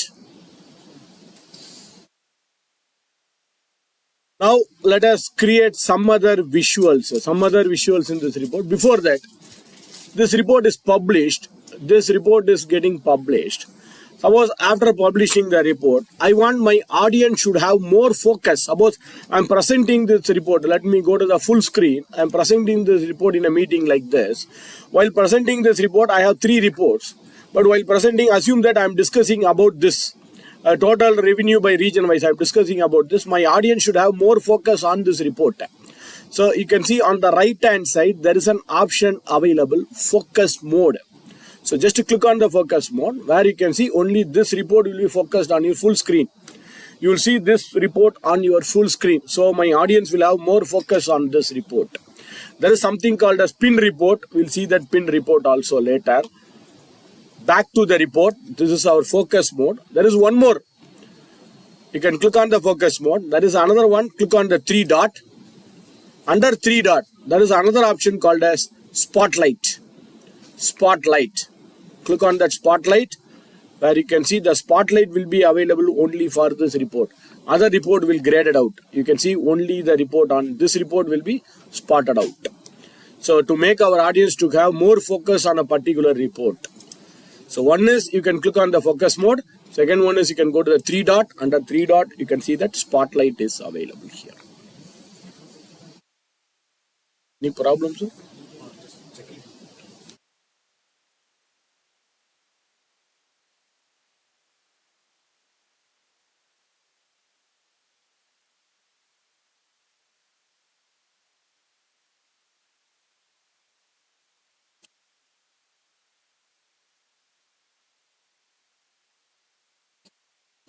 Any challenges? Normal energy.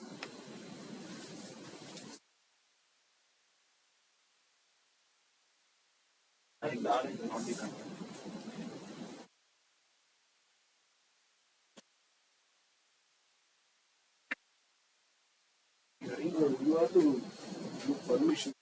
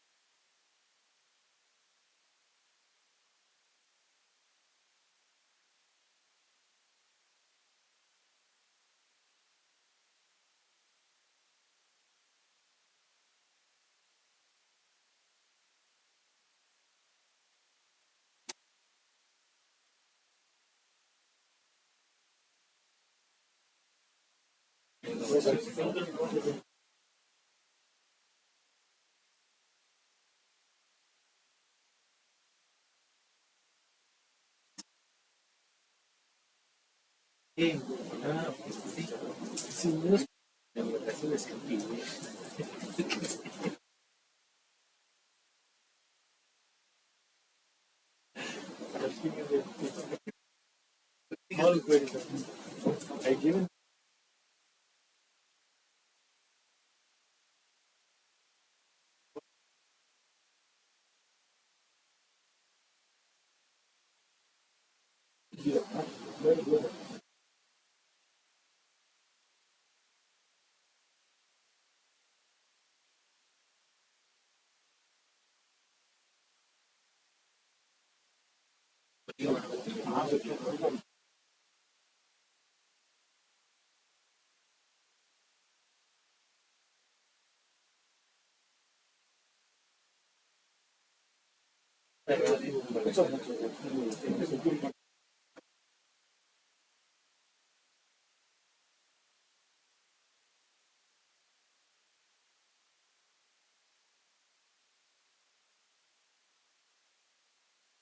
Okay, we'll come to Power BI desktop. Let us create furthermore other visuals. I will insert a page. Already we have created a page, home page, we have created top 10, we have created customer details, and we have linked it, drill through, and we have enabled this page. We got the page into one page. Now let us add another page here. Let us see furthermore other visuals. So I'm clicking on new page. I clicked on the new page. In this new page, let us start with this line chart. I'm going to put a line chart here. I'll go to the new page. Under the new page, I'm going to select the line chart. So let me select a line chart. So go to new page and I click on line chart. Inside the line chart, I want to bring maybe city wise. So I have inserted a line chart. In this line chart, I want to bring city wise. City. Let us drag the city and bring it to the axis area, x-axis. Which wise that should be on the top, whichever you want to summarize it. Whatever you want to sum it up, count it up, average, that should be in second. Which wise should be in first, summarizing should be on the second. So let me bring the city name into x-axis and total revenue into y-axis. So we got city into x-axis, total revenue into y-axis. Which wise should be in first? X or Y first. Whichever you want to summarize it, counting, averaging, that should be on the second.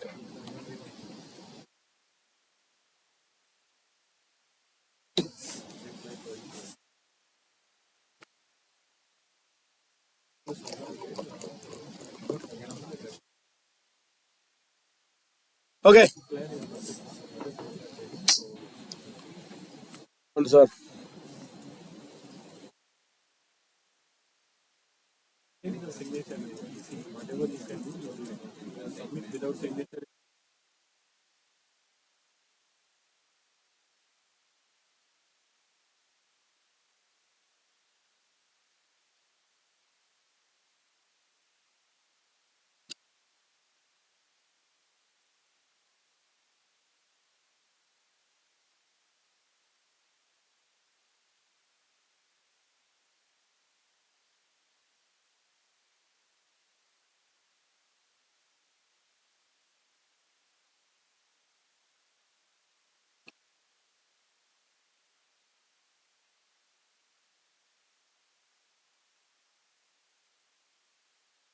Still issues in security.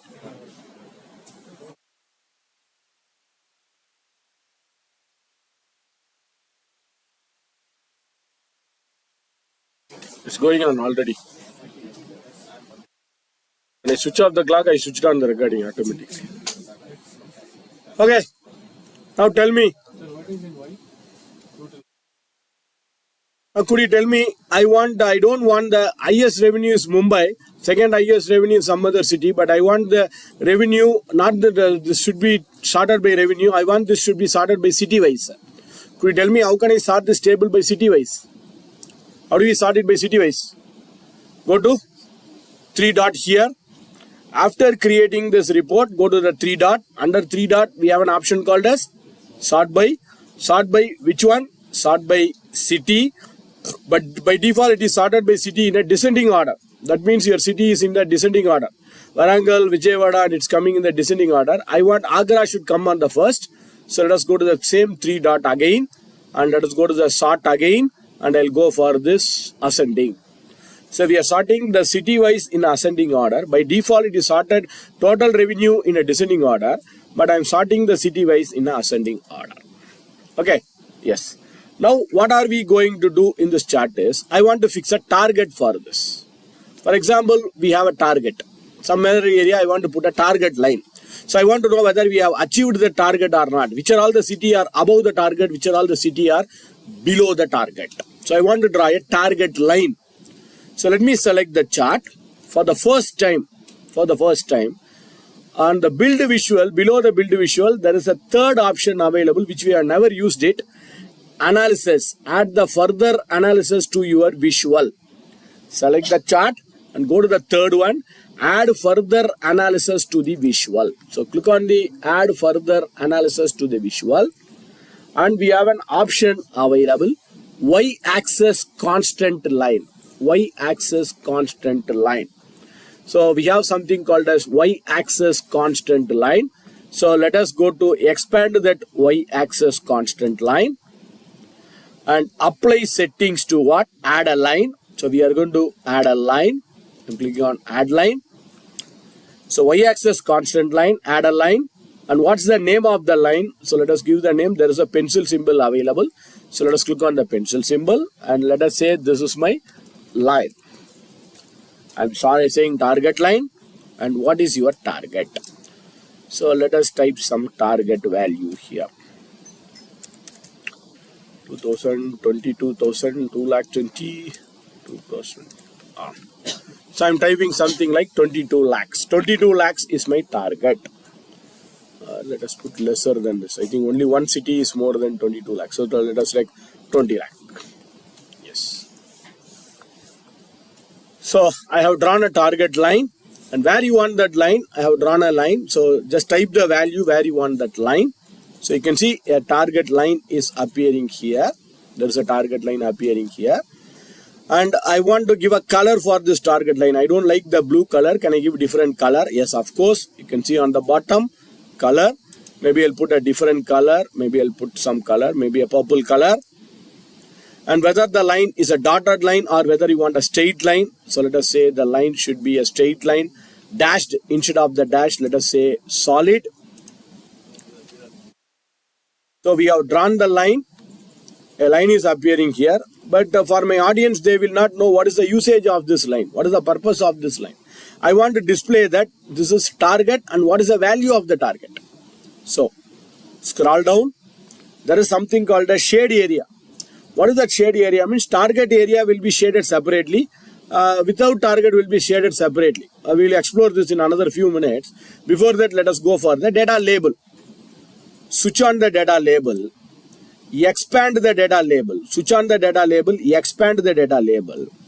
And where you want the data label, whether you want the data label on the left hand side of the line or you want it on the right hand side of the line. For an example, let us put it on the right side. And above, below the line. So let it be above itself. And what is the style? Whether you want OU or you want what is this value? If we display the value, my people will get confused. What is this value? So what I will do is go to the data value. Don't say data value, say both. Click on both. And what is the color for that value also? Yes. So it displays a target line. My target is 2 crores. Can I do a conditional formatting? Yes, we can do it in the next one. So we have drawn a target line. But unfortunately, we cannot do a conditional formatting in a line chart. So I want to know which are all the city has gone beyond the target, which are all the city has lesser than the target.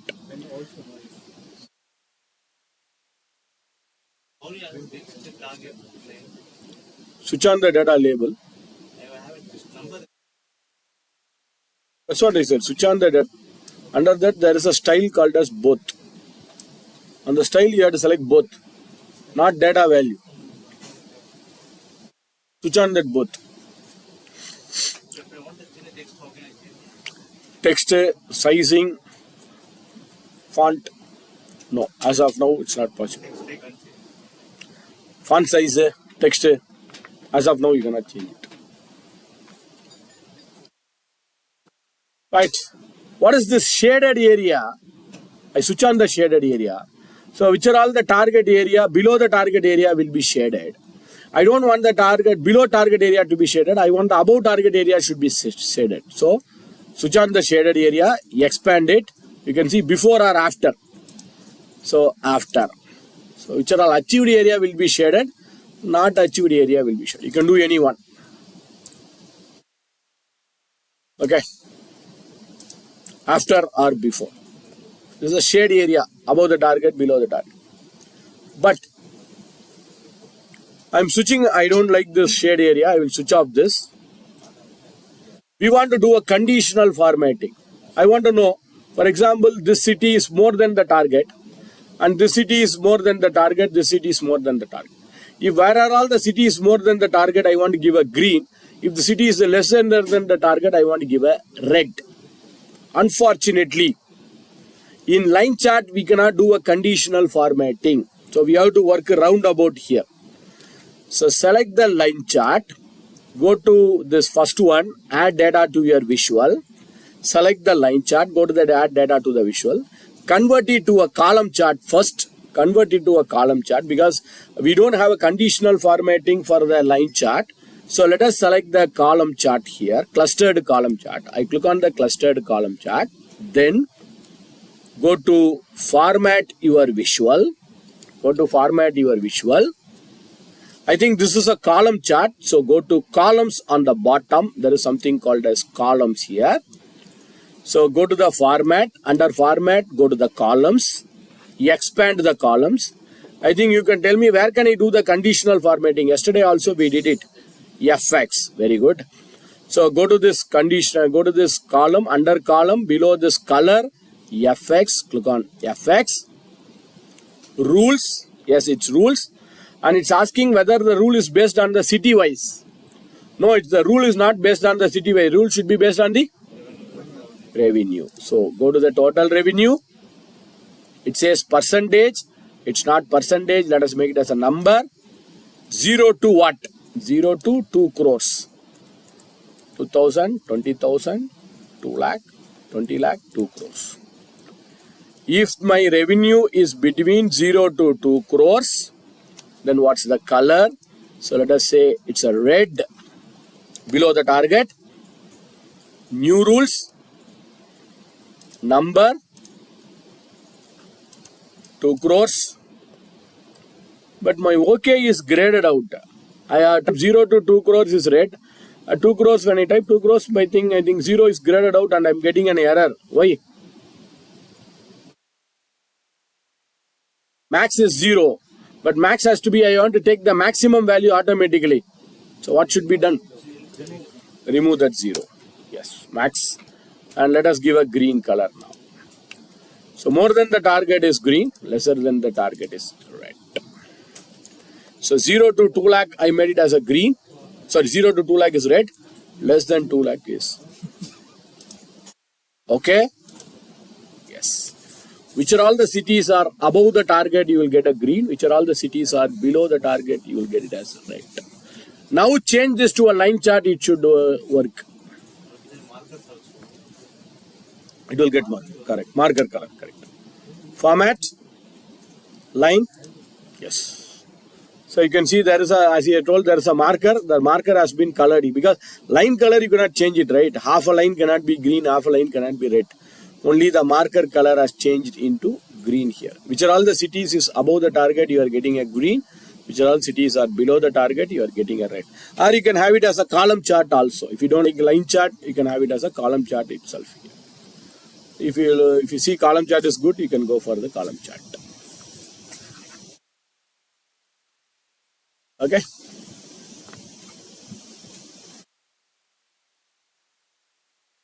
Draw a or insert a line at average area. Display the average. Can you do that? I want you to try this. Line at the average. Which are all the cities are above the average? Which are all the cities has gone above the average? Revenue is above the average. Which are all the cities are lesser than the average? So I want you to draw a line at the average position and display the average value also. Tell me what is the average value. You have to tell me what is the average value here. Draw a line at the average value. How I drawn the line at the target position. Average, even I don't know. You have to find me and you have to tell me what is the average here. I want you to try this.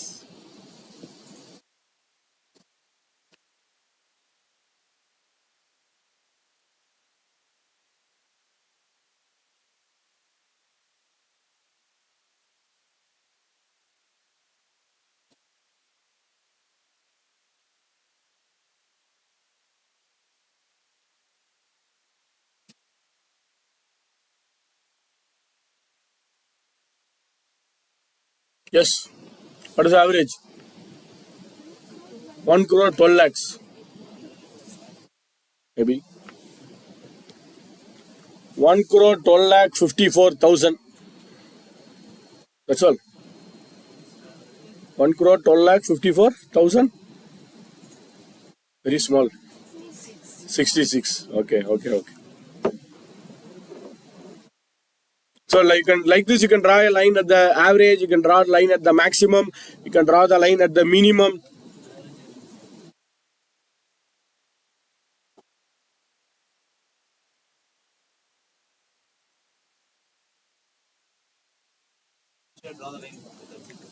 Display the average value. What is the value? 1 crore, 12 lakhs, correct? 11 million. Exact value.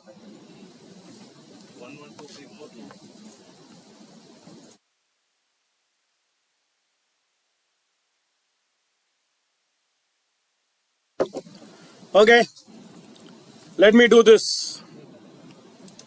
Place the cursor on the table, chart.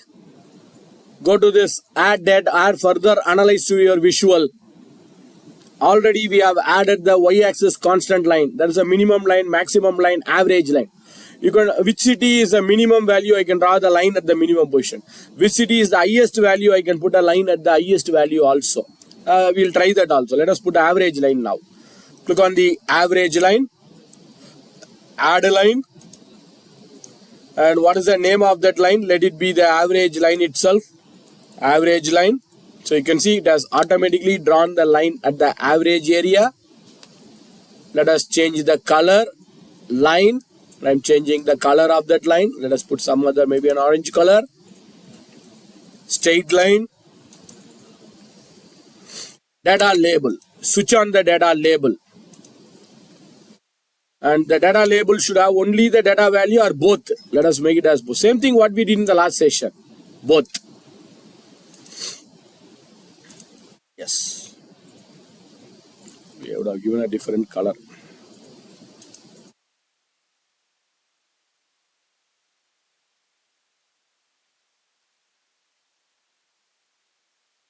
Dark color.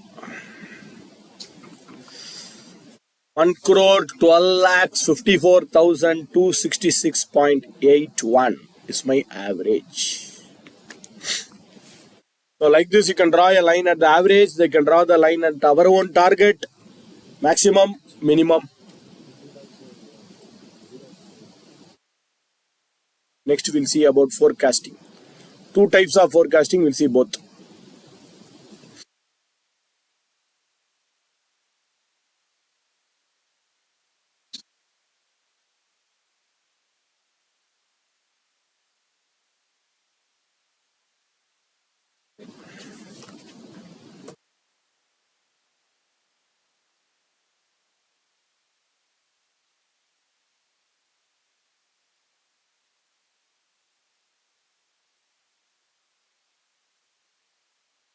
So target. That is your line. Like this, go to the format. The customized value is the y-axis constant line. Target line and the line no line could add money. Not a single line, you wanted multiple lines. Add money. One line you can add one more line also here. Okay. Add a line. Or 1 crore lower line, 2 crore lower line. You can add any number of lines.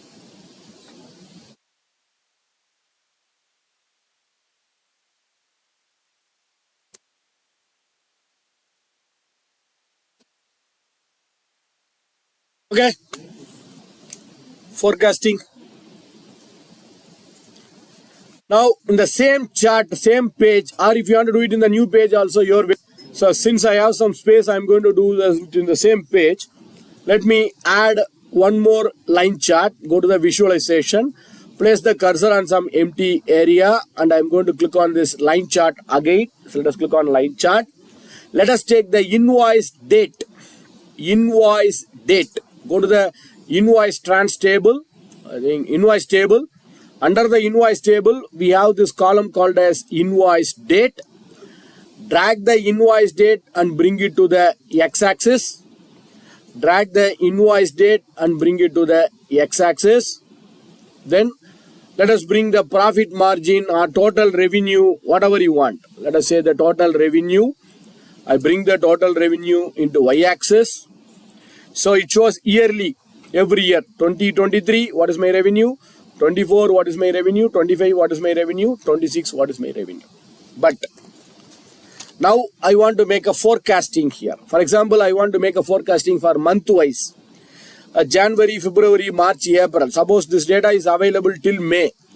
I want to know if my data is going like this, what will be my revenue in the next 2 months? Upcoming 2 months, I want to forecast what will be my revenue for the next 2 months. So first we have to make this as a month. Now we are getting only the year. How can I make it as month? You can see there is arrows available here. This is drill down. This is double arrow drill down. This we did it yesterday. When I click on South region, under South region it goes to the sit on the South region. Same like if I switch on this, if I click on 2025, under 2025 quarter wise. Under quarter wise it will show you month wise. Under month wise it will show you date wise. I don't want to drill down the particular year. I want to drill down for all the years. So go to the fourth arrow. One holder with the 2 arrows. One holder with the 2 arrows. Now it's yearly. One click. It will turn into quarterly. Every quarter. Quarter 1, quarter 2, quarter 3, quarter 4, quarter 5. Sorry, quarter 1, quarter 2 of every year. Second time when I click, it shows month wise. Every month wise. So starting from, I think my data is starting from January month. June month of 2023, July, August, my data is going like this, up or down. So it's showing the trend here. Now I think we are in the last month here. This last month is 2026 quarter 2 May month. Now my May month revenue is 1,31,34,883.50. So if my trend is going like this, I want to know what will be my total revenue for the next 2 months, maybe in June or July. So I want to predict it what will be my revenue for June or July. 2 months or 3 months. I told you to press 2 times this one. This one you have to press 2 times. First time is year, second time is quarter, third time is month. Now select this chart. Go to the analyze once again. Go to the add further analyze one more time. One more time click on the add further analysis. Now you can notice from the last there is a second one called as forecast. Early chart also I think we have drawn the line chart, but I didn't see the forecasting. Line chart and column chart we didn't see the forecasting. But for this chart I am able to see the forecasting. Could you tell me why? Why I am able to see the forecast for this chart? Last chart I am not able to see the forecast. Date wise, time wise. So your data should be either date wise or time wise. Then only you will get that forecast. Very good. So select the line chart. Switch on the forecast. There is an option called as forecast. Switch on it. Switch on the forecast. Expand the forecast. Points. It says point. What is the points? Suppose now my chart is in month wise. It will forecast it for month wise. If my chart is for year wise, it will forecast it for year wise. Day wise means day wise. So based on whatever your chart you select, the points will change automatically. Or you want to fix it. I want to bring a forecast only for the month means you can select only for the month. If you want to forecast only for the quarters means you can select it. Your wish. Points means it will change automatically. If the data is by year wise, it will turn forecasting for year wise. Month wise, it will turn it for month wise. And the forecast length. How many months? Suppose, for example, I'll go for something like 2 months. Or we can have it as 10 months also. I can make it as 2 months, 3 months. How many months you want, you can change it. I selected 2 months. As of now. Ignore the last. What is that ignore the last is? Suppose, assume I have given the June month data. Here we don't have the June month data. I have already given the June month data. Now we are in the middle of the June month. So I don't want to take the June month as my consideration because June month data is not fully completed. So I want to ignore the last one. So I can ignore the last one. if you want to ignore the last month. But here I will take it as May because last month is actually May. So I don't want to ignore anything. Seasonality is your holidays. By default, it will take as per the system holidays. Assume that next 1 month we are going for an holiday. Next 1 month is going to be a shutdown. I want to make it as holiday. Means you can make it as 1 here. Next 1 month it will not consider. Next upcoming 1 month. And how confident you are based on this data? I'm confident that my data will go like this. 95% I am confident, or 90% I am confident my data will go like this. That's your wish. So let us say the default one 95, and I say, sir, delete that one. Delete that one and come to some other area. It will come back. Or use the up arrow and down arrow and come to the normal one. No, you can delete. I'll finish off this a little. Now, when I place the cursor over here, this is for the May month. This May month is already done. Now, when I come for the June month, it's showing the forecast here. So, if my data is going like this, in June month, my forecast approximately will be 1 crore 34 lakhs 303558846. Maximum it will go till 1 crore 61. Lowest most it may go till 1 crore 6,000 6 lakh 34,000. Upper bound is maximum, lower bound is lowest. For June month, similarly, this is for the July month. This is for June. It's your personal confidence. How you are confident whether my data will go like this? I'm 95% confident my upcoming data also will go like this. It's your personal confidence. But it will change. Somewhat it will change. Your value will change based on your confidence. That one has changed, no? Which one? Which you are saying? This one. Ah. Delete that one. If you delete that one or if you make it a 0, it should change. It should change.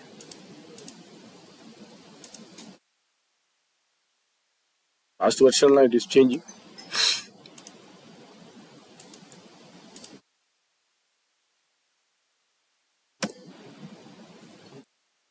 What is the earlier there? No, not over. Earlier version it is. A few seconds it is. It's taking some time to calculate.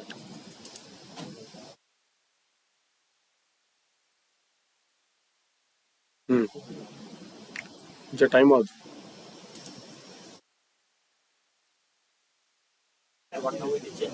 What?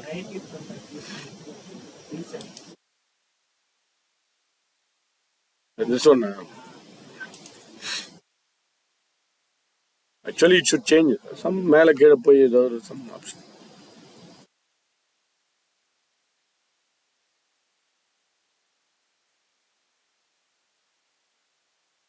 Calendar weekly. Weekly, we don't have an option for weekly. Only years, quarters, months, days, hours, minutes, seconds. That's all. No weekly. Weekly calendar week means Monday to Friday. That's empty forecast. You have to create a week 1, week 2, week 2. Separate column called as week 1, week 2, week 2. Based on that column, you can do it. You have to create a separate column. By default, there is no column called as week 1, week 2, week 2. Week number no function irukku. When our date function or concept power query la explain matta. Adha vechi nee week number calculate.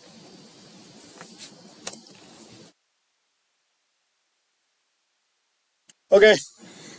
So we have seen how to draw a target line. We have seen how to draw the average line. We have seen how to forecast it also. This is one way of forecasting. There is another way of forecasting also. That we'll see it in the next one.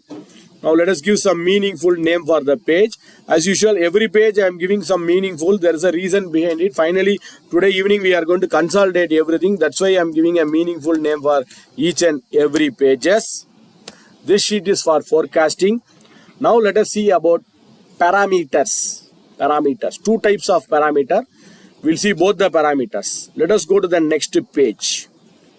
So I'll go to the next page.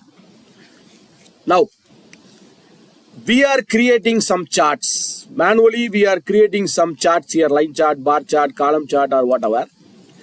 One chart I am creating it for customer wise, another chart I am creating for state wise, another chart I am creating for city wise, another chart I am creating for region wise, like this. But here I am going to get the input from my user. User can select whatever they want. For example, one user wants to know city wise. They select city wise, it should show the city wise chart. Under city wise also they want to select the particular city. And similarly, customer wise, under customer, they want to select only the particular customer. So we are going to give access to the end user. They can select, then they can create a report as per their wish. So dynamically, we are going to create some charts. In olden days means just 1.5 years before. For this, literally, we have to write some coding. We have to get the IT support. We have to write a coding for this. But now, we can do it very easily in Power BI. Just 3 or 4 steps. Step number 1. Insert a new page. We have inserted a new page. Dynamically, we are going to create a chart with sub-level chart. 2 sub-level of chart. Just to follow the step, it's very easy to use. Step number 1. Modeling. New parameter. Go to the modeling. New parameter. There are 2 types of parameter. Numerical range, field. Both we will see. Now first let us start with fields. So let me select new parameter, fields. So I click on fields. Now we have second chance. If you are not selected field there, you can come here and you can select the field again. So numerical range or field. So I think I already selected field. And what is the name of this parameter? Your wish. Let it be parameter or meaningful name. So let me give some name like switch fields. So I'm giving name as switch field. Now, what are all the fields you are going to give access to your end user? For example, my end user can create a report for customer wise. My end user can create a report for region wise, city wise, state wise, payment method wise, product wise. So whatever they want, they can create a report. So let us select one by one. First, let me go to the customer info table. Add the customer name. Just to make a tick on the customer name. So the customer name is added here. So my end user can create customer wise report. 1. Then come to the next one. Maybe my customer wants to create an employee wise report. Maybe let us leave the employee now. Let us go to the geographic data. My end user can create a report for city wise. My end user can create a report for state name wise. And let us go to the invoice table. My end user can create a report for year wise. Expand the invoice date. Expand the date hierarchy. Select the year. Like this. At least another 1 or 2. Let us do this. Another 1 or 2. So they can create customer wise report. They can create city wise report. They can create state wise report. They can create year wise report. Then maybe payment method wise. Cash payment, check payments, payment method wise. Then product wise. Let us go to the product table and I select the product name wise. So like this. Whatever you want, you can select it like this. So I have selected 6 fields. 6 fields. Or if you are not able to find the field, go to the search box and find it out.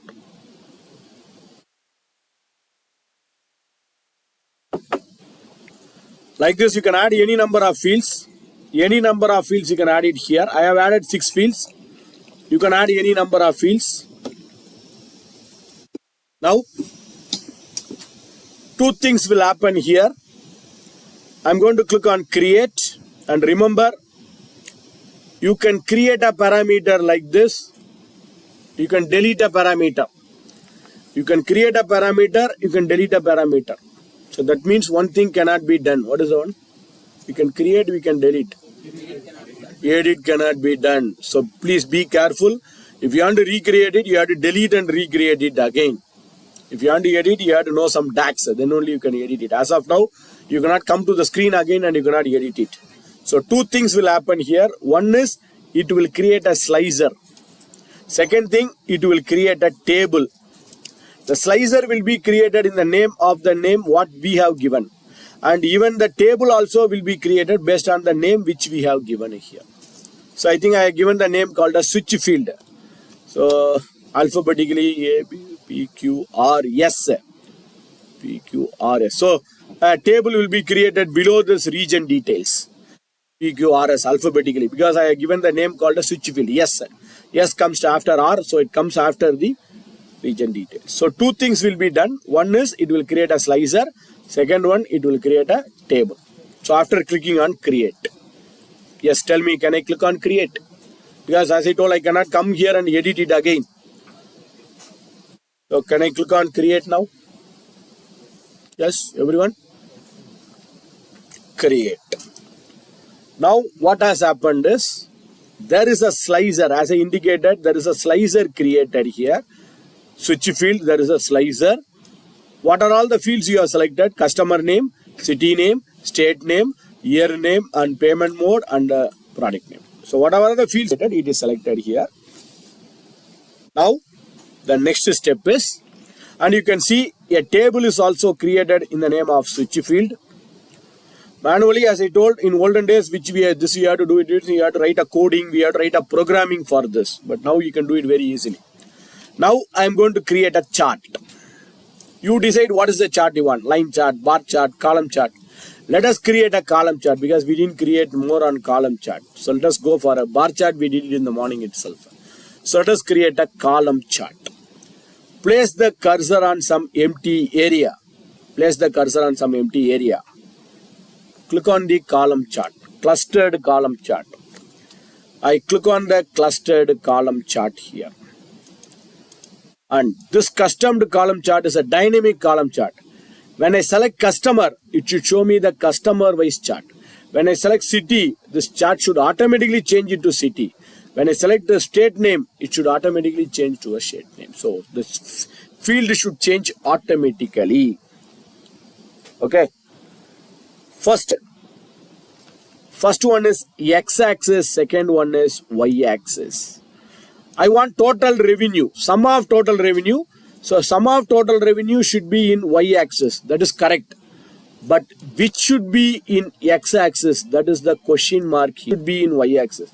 If I want customer name, I can bring the customer name. If you want the state name, I can bring the state name. But here I don't know what my user will select. Some user may select customer name, some user may select city. I don't know. But let us do this. First, let us bring the total revenue into the x-axis. Y-axis, sorry. Total revenue into y-axis. In x-axis, what we have to bring is, as I told, if you want customer name, you can bring the customer name. If you want city name, we can bring the city name. But I don't know what my user will select. So what we will do is, as I indicated, Power BI has automatically created a field called as switch field. For me, as I told, it's a question mark. What my user will select, that's a question mark for me. So what I will do is, go to the switch field, expand the switch field. There is a switch field with a question mark because I don't know what they will select. So if I select the city, this question mark will get updated automatically. This switch field, what is the name you have given? I don't know what is the name you have given. I have given switch field.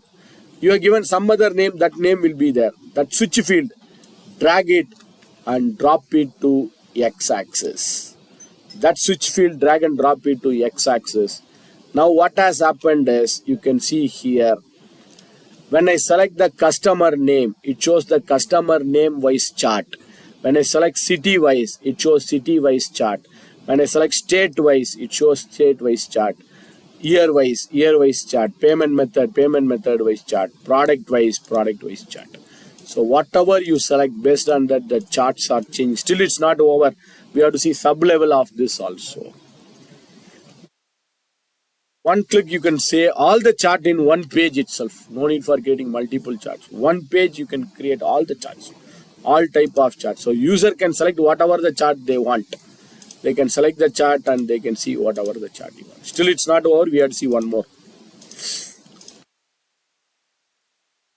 Okay. So we have created a parameter. Based on the parameter, we have created a chart. Okay. Now the sub-level. If I select the state name, it is showing the state name. But my end user doesn't have an interest to see all the state names.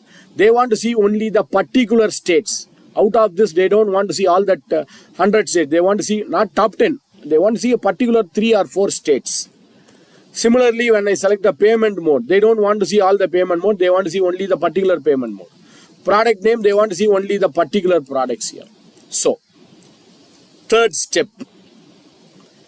Take a copy of this slicer. I want to take a copy of the slicer. One more copy of the slicer. You know how to take a copy of the slicer? Control C, Control V. Copy, paste. Go to Home tab. Copy and paste. Before that, don't select any one of this option. Don't select it. It has to be unchecked. How can I uncheck it? If you already selected the product name, one more time click on the product name or make this eraser symbol. So all this switch field has to be displayed. Otherwise it will show you only one button here. So remove that, clear it and then copy paste. Clear it and copy paste. Clear that eraser symbol. All the switch field should be visible. Now copy paste. Control C, Control V or go to Home tab, copy paste. Both are same. Control C, Control V. And move the slicer outward here. Move the slicer somewhere else on the bottom. Bring the slicer somewhere else on the bottom. Bring the slicer somewhere else on the bottom here. Now I have 2 slicers. Copy of a slicer. First slicer, we have taken a copy of the second slicer. One more copy. Now the last and final step. Last and final step. As I told, all are very easy, very simple, but we have to follow the step and you have to remember the steps. That's more important. The last and final one. Yes.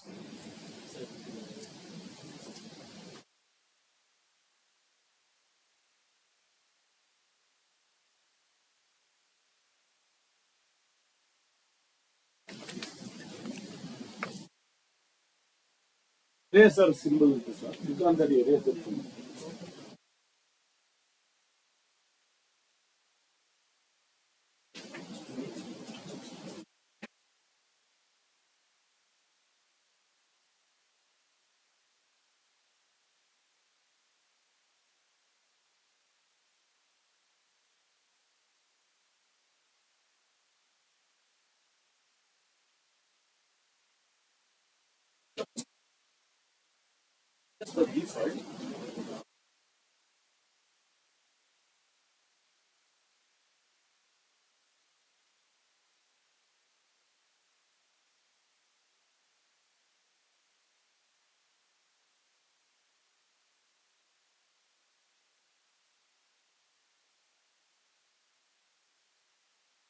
Second slicer.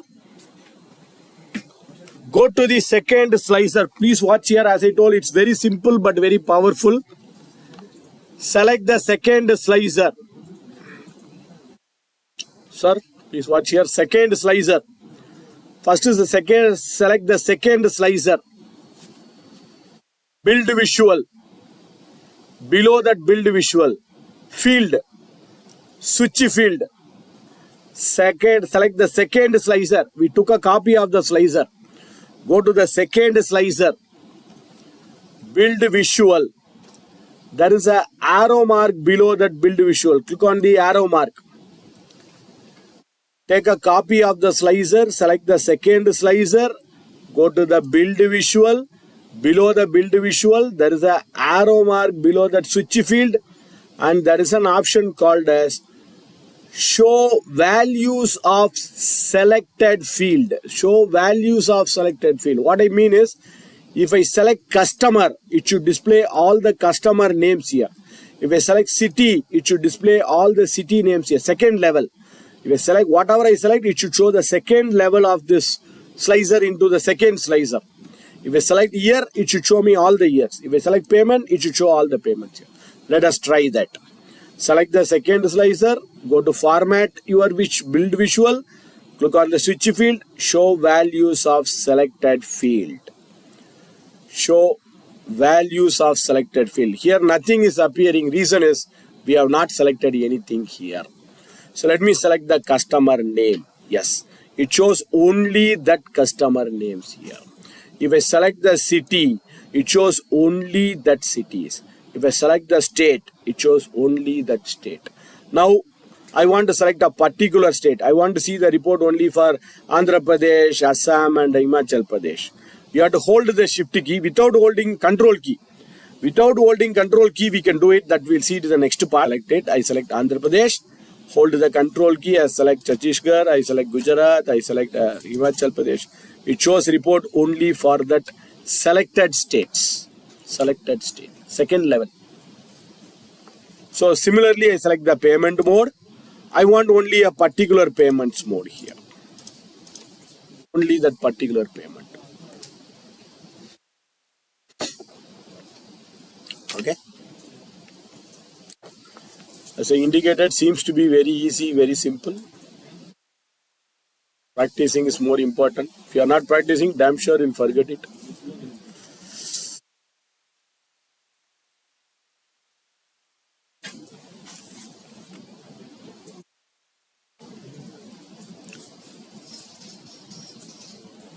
Okay.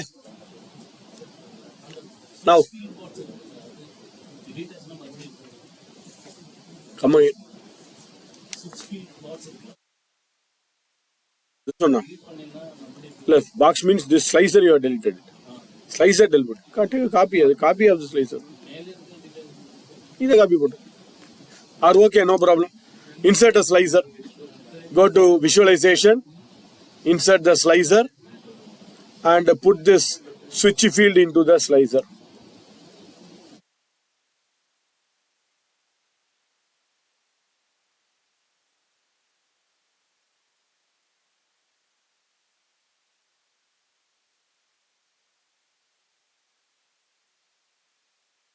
Okay.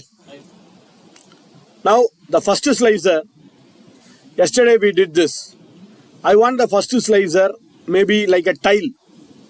Select the first slicer. Go to format your visual. Select the first slicer. Go to the format your visual. Slicer settings. Go to the first slicer. Format your visual. Slicer settings. Under slicer settings. Vertical list. Instead of vertical list, let us make it as tile.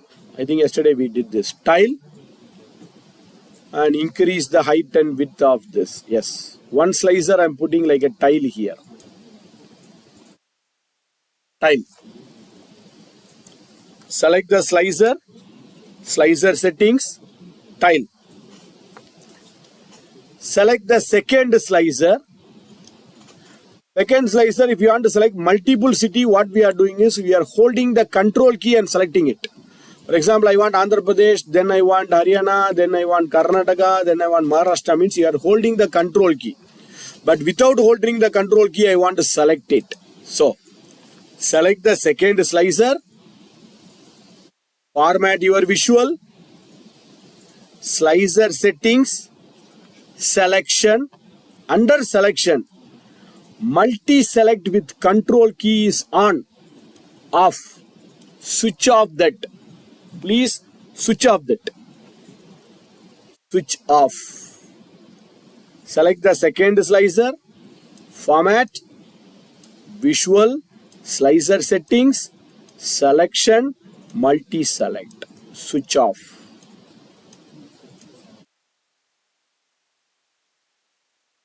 That's all.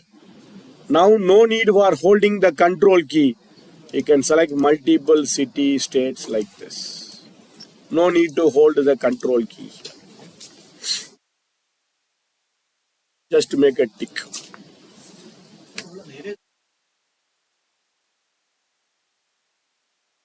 Eraser bala you select all bola.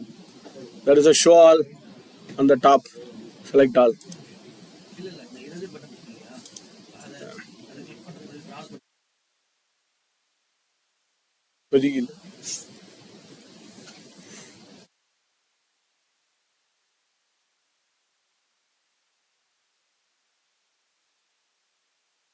We need something. Go to help. Put a submit an idea. Go to help. Click on submit an idea. Submit your ideas. If you are giving a good idea, you will get paid for it also. நான் idea கொடுத்தா தேங்க்யூன்னு mail தான் வருது, எனக்கு எதுவும் கொடுக்க மாட்டாங்க.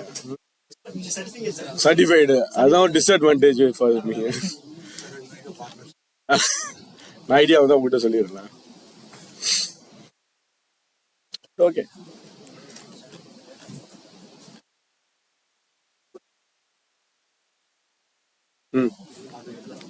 புரியல எது சொல்றீங்க?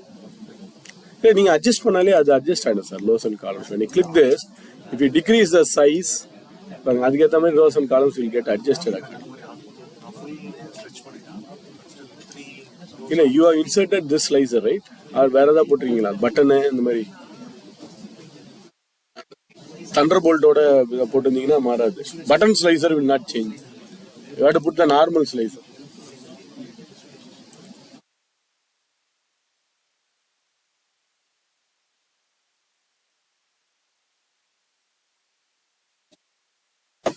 One more what if analysis. Next,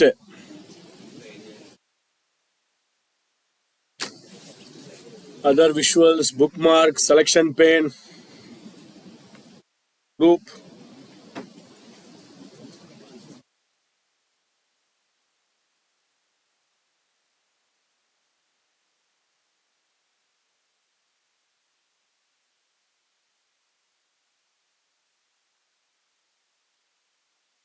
Okay, let us give some meaningful name for this page. I think here we have used some parameters.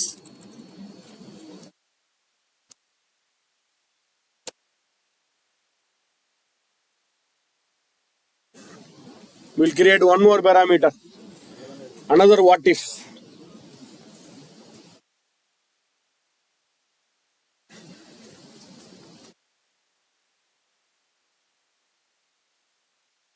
New page. After finishing this, we'll see about groupings. Text grouping, number grouping, date groupings. I have inserted a page. What we did in the last session is we have gone to the modeling. Under modeling, there is a new parameter, and we are used to this new parameter as a field. Now we are going to use this numerical range. Numerical range. Assume that, for example, we are going to give a discount. We are going to give a discount. The discount, for example, I am going to give 1%, 2%, 3%, 4% of discount. So we have something called as total revenue. If I give a discount of 1%, what will be my total revenue? If I give a discount of 2%, what is my total revenue? 4%, I want to forecast it. What if my discount is 1, 2, 3, 4, 5, 6, 7, 8, 9, 10. Based on various discount, I want to calculate the output. Based on various input, we want an output. Various numerical input. This is based on various field, we have created a chart. Now based on various numerical input, based on the numerical input, I want to calculate something here. As I told, let us take something called as discount. Okay. So let me go to the same modeling. I think this is also preferred to be in a separate page. Go to the modeling, new parameter, go to modeling, new parameter, numerical range. Go to the modeling, click on new parameter, numerical range. What is the numerical range? What is the name of that range? So let us say the name is discount value. So I'm saying something like discount. What is the data type? Whether it's a numerical, whole number, decimal or fixed decimal number. Let us go for whole number. What is minimum to maximum? So let us say minimum I want to start from 1% of discount. For example, maximum I'll go with 25%. Here unfortunately percentage cannot be given. You can divide it by 100. And increment, how do you want to increment this? 1 by 1 or 2 by 2? After 1 I want 2, 3, 4 means increment it by 1. After 1, 3, 5, 7 means you have to put it in order. You cannot say 1, then 5, then 10. That's not possible. So you have to say 1, 2, 3. So let us one by one. Default. What is default? If user is not selected anything, what could be my default? Zero discount. If you say 0, but while multiplying, there may be some error. You can put a 0 or I can say 1 also. If nothing is selected, I will go with 1%, or you can say 0 also. But calculating 0%, it may throw some error. 0 into something, 0 divided by something, you may get an error. So I go with 1. Percent by it won't be correct. You have to divide it by If you 100. divide them, it will be correct. But Correct. if it is percentage, it won't be. Let us see. Or try with 0. Oh, if you are saying 0 divided by 100, it will not get affected. No, I'm saying percentage. If you are calculating Percentage. percentage with 0, there should not be any. But here it's a number only. Here you cannot use percentage, unfortunately. You can give a number, then we have to manually write a formula for dividing it by 100. Create. Now, as usual, what will happen is 1. Could you tell me, if I click on create, 2 things will happen. Could you tell me what is the 2 things will happen here? 1, it will create a slicer. One more. It will create a table here. Very good. The table is, I think I have given a column name called as discount. So A, B, C, D. It will create a column called as discount here alphabetically. Maybe after customer info, you will get that column called as discount. Let us see this. Create. Yes. So there is 2 things created. One is your slicer. Another one is your discount. Now we are going to write a formula. Tax. Second, maybe today first time we are going to write some tax. And here the slicer looks like this. How the slicer is, it looks like a bar. You can move this. You can see your value will change. If I move this, values are changing on the top. 0, 1, 2, 3, 4, 5, 6. So your discount is changing like this. If you like this, you can have it. But I don't like this. Let it be a checkbox. Let it be a drop down. Let it be a tile. So you know how to change it. Select it. Format. Slicer settings. Whether it can be a single value or whether it can be a vertical list. Tile down, less than, between, equal to, anything. For example, I will go with the tile. Yes, I have gone with the tile. Like this. I will put it like this. Anyway. Yes.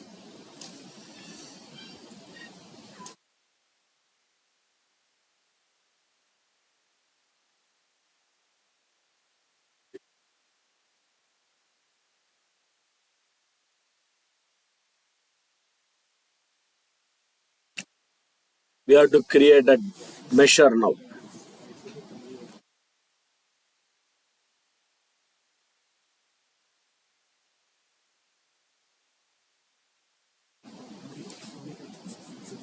Okay.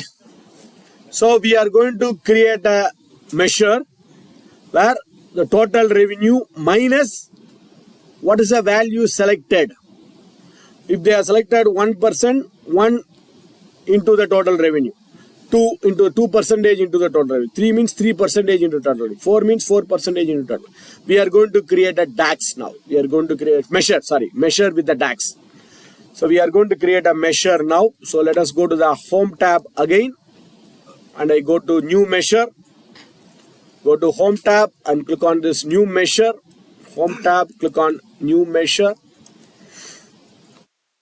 Measure. What is the name of the measure? So let us give some name, that is total revenue app discount.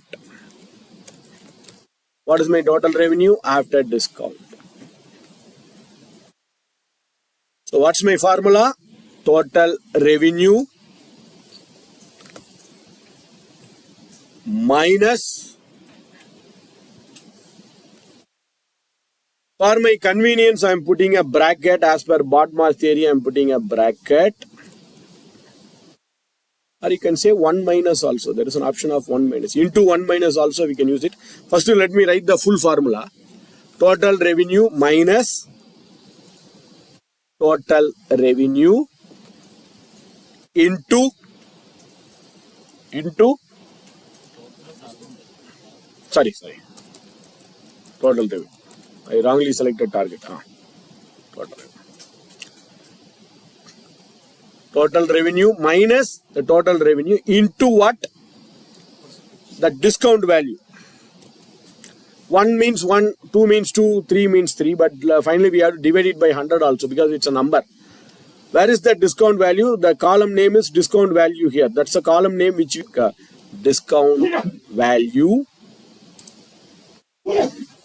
Total revenue minus total revenue into discount divided by 100. Why divided by 100? Because it's a 1. 1 means 1 divided by 100. 2 means 2 divided by 100. Post bracket. BODMAS. BODMAS. First multiply, then divide. Let me put this in a bracket itself. For my understanding, I am putting this also in a bracket. That's what I am putting this in a bracket. So first divide, then multiply. As per BODMAS theory. So the discount divided by 100, I am putting that in a bracket. Total revenue into discount, that I am putting in a bracket. We can simplify this formula just by using that 1 minus also. There is an option of into 1 minus also. There is an option. We'll try that later. Now let me do this. So we have written a formula, total revenue minus total revenue into discount value divided by 100. Enter. So unfortunately, I have created a measure below the customer info. Okay, we can move it later. You are not close to the bracket properly. Check whether all the brackets are closed properly. If you are not close the bracket properly, then you will get that error. Open bracket, close bracket.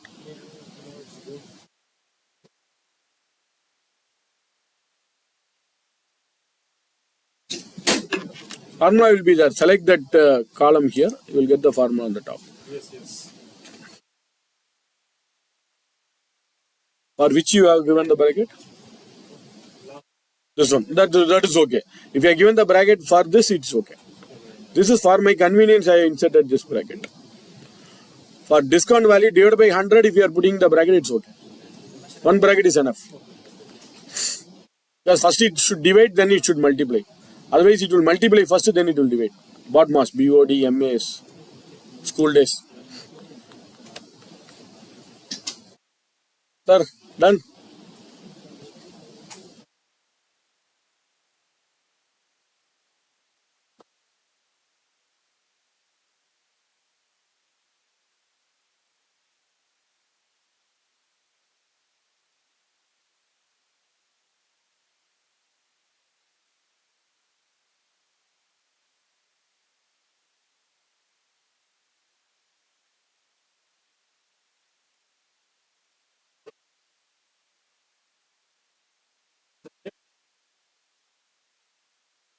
Table name itself, discount value and discount value.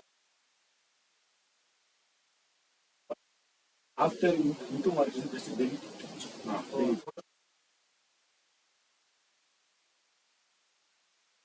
Here they are.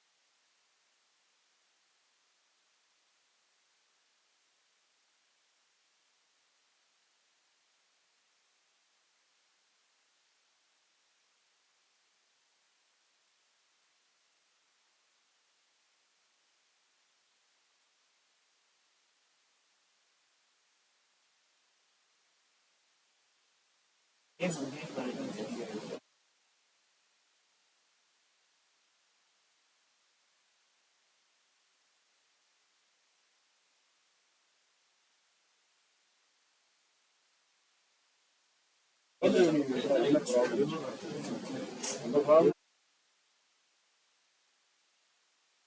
But when you said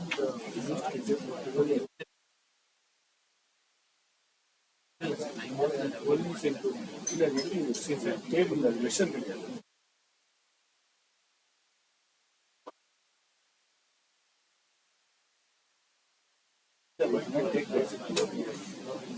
Revenue. So I also not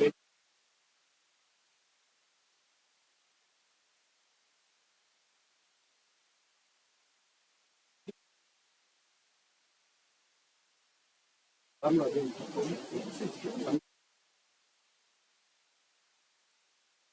that is only stands.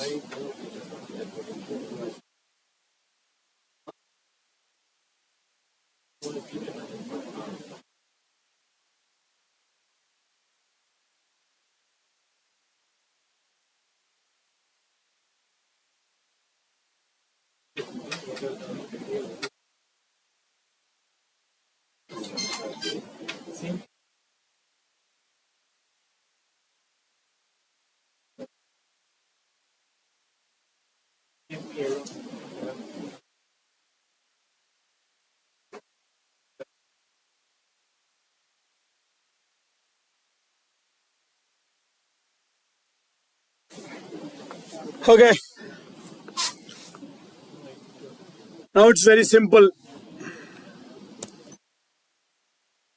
Yes. Let me create, we have created a measure. Total revenue after discount. We have created a measure. Now let me create a chart or a table for this. First let us create a chart. Maybe I will go with the clustered column chart. Place the cursor on some empty area. Place the cursor on some empty area. Click on that clustered column chart. Maybe let us take something like region wise. I want to bring region wise. So let us put the region name. I'll drag the region name into the region name which is available in the region table. Bring it to x-axis. And let us bring the total revenue. Not the total revenue after discount. Total revenue to the y-axis. Every region wise, what is my total revenue? Fine. Then the total revenue after discount. Total revenue after discount. That also bring it to the y-axis. Total revenue after discount, that also I am bringing to y-axis. Yes. Now you can see, if I give 1%, this will be my revenue. This will be my revenue after the discount. Same like if I say 2%, 3%, 4%. Based on the selection, you can see it showing the revenue. This is revenue after the discount. Or you can put it as a table also. Let us see how can I put this as a table. I will display the value and I will even change it to table. Format, data label. Format, data label. Go to search box. DIS, display units, I make it as none. So you can see two options are appearing here. So this is my revenue. This is my revenue after the discount. For for North region, the revenue is 12 crore 742939. If I give 7% of discount, this will be my revenue.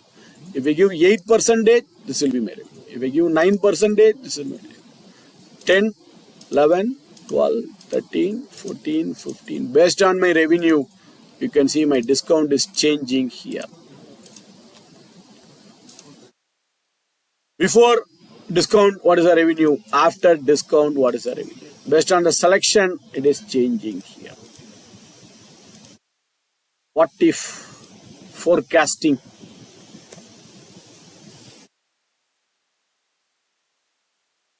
Either this can be a chart or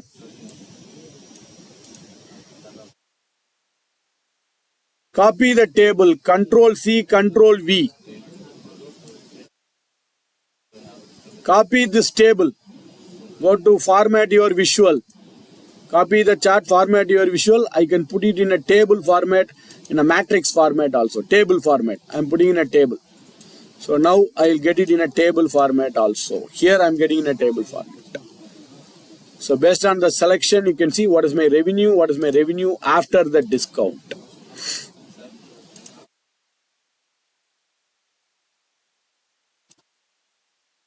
So based on the selection, you can see it changing here.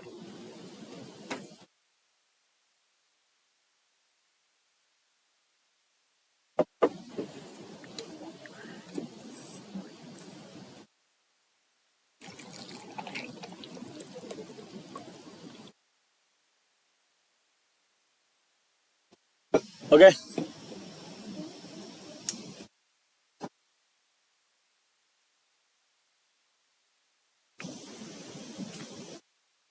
What if? What if my discount is 1? What if my discount is 2? Discount is 3? For tax calculation, for salary calculation, like this, for a discount calculation, for everything you can use this what if forecasting. Next we'll see about grouping.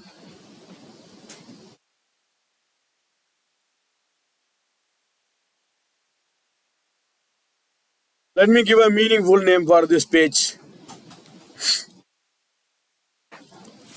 What if?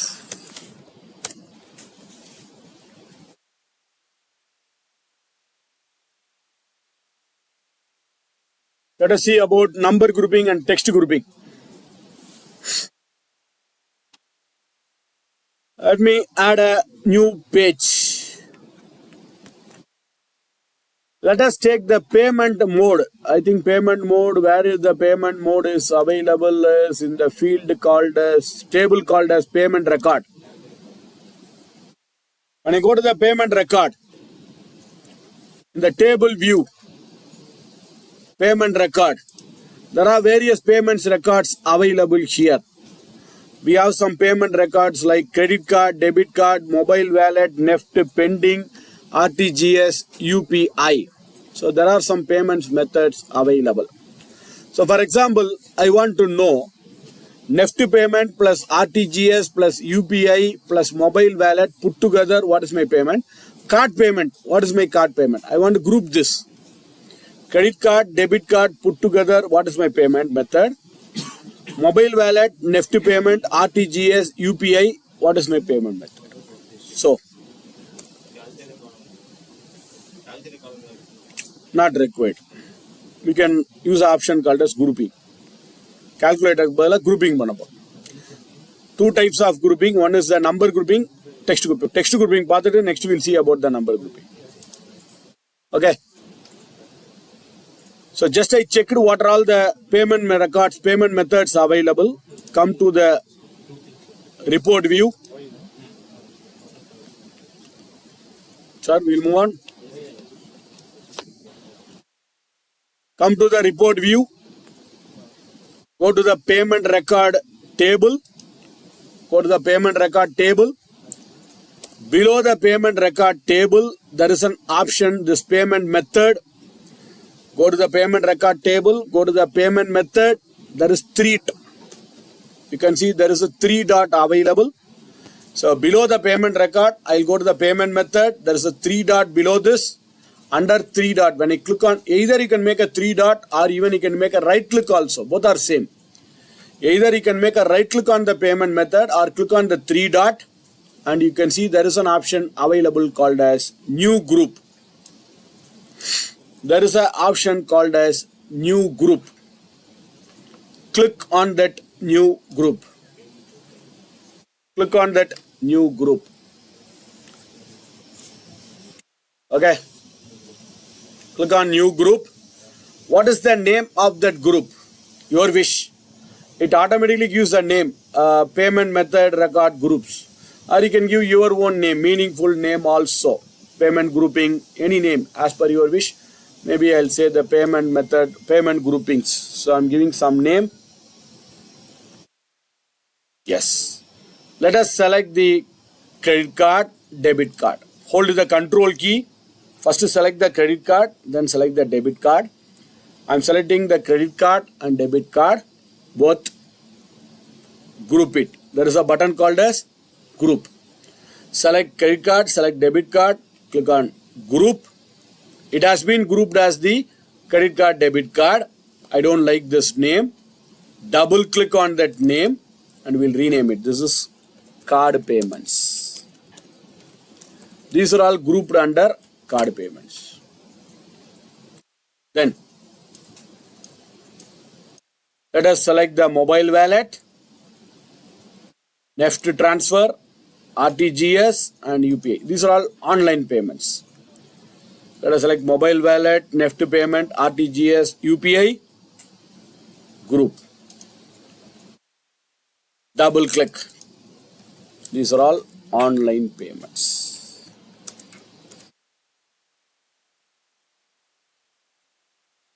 That's all.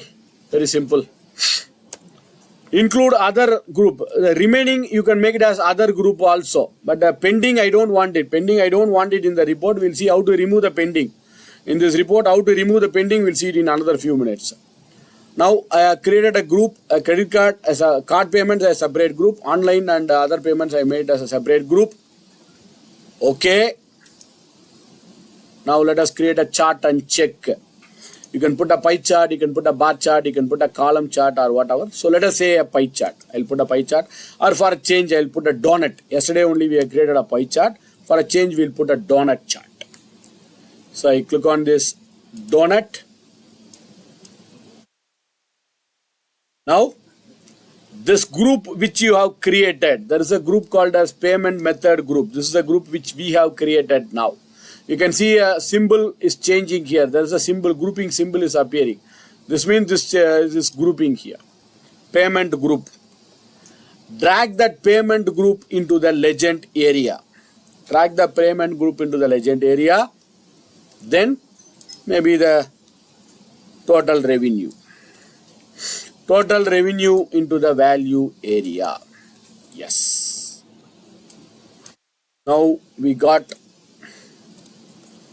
So this is the payment for card. Card payment, this is my overall payment, and this is for the online payments. For card payments is 16 crores. Online payment is 33 crores. We can create our own customized group like this. But one more, a small arrow line, an orange line is appearing, that is pending payments. Unfortunately, I don't want the pending payment should come in this page. In this page, I don't want the pending in page itself. Overall page, I'm going to use only the payment records here. I don't want the pending payment should appear in this entire page. I don't want that to appear. So expand the filter. Expand that filter. That yesterday we used that filter to filter the top 10. Expand the filter and drag that payment method into the filter on this page. Drag the payment method into the filter on this page. Filter on this page. Select all and remove that pending, so that the pending method will never appear in this page. In this whole page, you will never get that pending payments. Only the payment received will be available in this entire page. Whatever the report you create after this also, whatever the report you create, you will see only the payment received, not the payment pendings. Payment pendings may not be available. Only the payment received will be there. So expand the filter. Drag that payment method to the filter area and uncheck only that pending.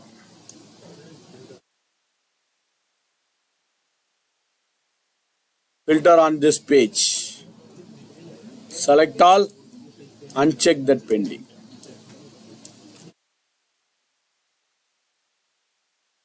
Next we'll see about number grouping. Number grouping, aging analysis.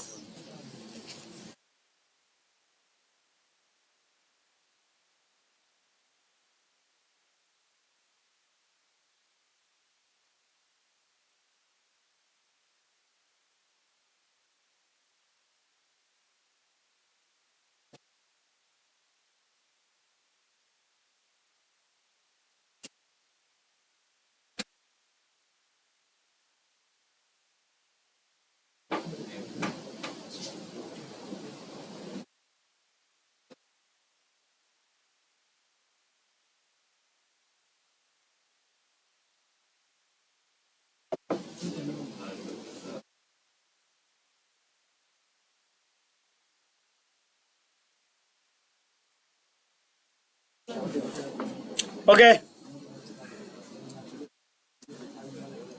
Now, what are we going to do in the next process is, I collapse this filter for a time being. Let us go to the table. I think I'll go to the table called as invoice. I'll go to the table of invoice. Let us see the table view here. In this table view, I select that invoice table. Let me select the invoice table. So we have invoice number, we have customer ID, we have employee ID, we have invoice date, we have required date, we have shipped date.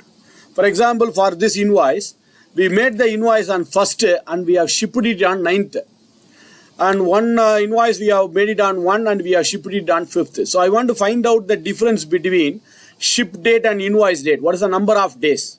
Based on that, we are going to create a aging analysis. Within 1 to 20 days or within 1 to 10 days, how many material has been shipped? 10 to 20, 20 to 30, 30 to 40. Aging. Stock statement, for pending statements, for financial statement, we can use this aging analysis. For example, first I want to find out the difference between the ship date and invoice date. So how can I write a formula? You cannot write a measure for it because each and every row, that number of days may vary. For example, the first row, the number of days is 8 or 9. Second row, it may be 4. Third one, 6th and 10th. We have 10 days of gap. So I want a difference between the ship date and invoice date. So let us go to Power Query now. I think this we did it in basics of a Power BI also. Now let us go to Power Query. You know how to go to Power Query. Right click on the invoice table and go to Edit Query or click on the Transform Data. I recommend to make a right click and go to Edit Query. Right click on the invoice table and go to Edit Query. That's always better rather than going to the Transform Data. Right click on the invoice table and click on Edit Query. Edit Query. We'll go to Edit Query. Now what I want to do is I want to find out the difference between the ship date and invoice date. Ship date minus invoice date. I think ship date is higher and invoice date is lesser. So select the ship date first. Select the ship date first. Hold the control key. Select the invoice date. One method. We have two methods. I will explain both the methods. Select the ship date and select the invoice date. Then select the ship date, select the invoice date. Then add column. Add column. Under add column, these two columns are, yesterday also we did this. I don't know whether you remember, quantity into invoice cost. Select the ship date and invoice first and invoice date. Go to add column. Under add column, date. Under date, you can see there is an option available. Subtract days. Very simple. Subtract days. This is one method. One more method also I will explain. Very simple. So it will show you what is the number of days between the ship date and the invoice date. Yes. 4 days, 9 days, 8 days, 11 days. It shows the ship days. Right? Everyone? One more method is possibly available. What is another method is?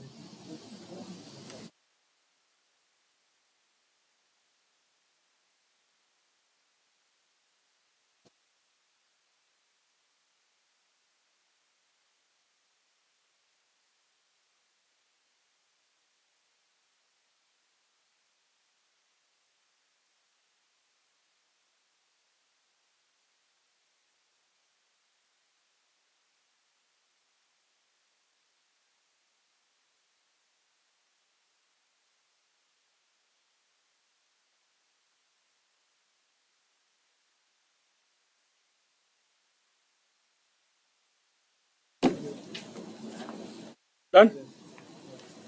This is one method. One more method is I can undo the steps. How do I undo the step? There is a into mark available. You can undo the steps. One more method is add a column, custom column. Second, I think the first method is easier, But there is another method also. Add a column, custom column. Under custom column, and you can see here, you can just double click on that ship date, double click on the ship date, minus double click on the invoice date. It's also same, both are same. And what is the name of the column? You can give a name of the column. This is another method. Go to add column, custom column. What is the name of the custom column? And in the formula, just add that formula. Double click on the ship date, or you can type it also. If you know the spelling, you can type it also. Ship date minus invoice date. Both will give you the same output. This is ship days. Sorry. क्या बा?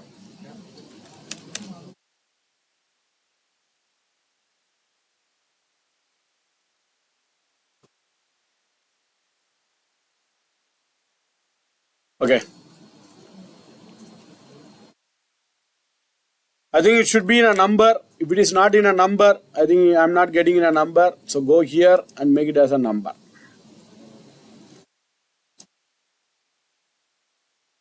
I think first one is easier.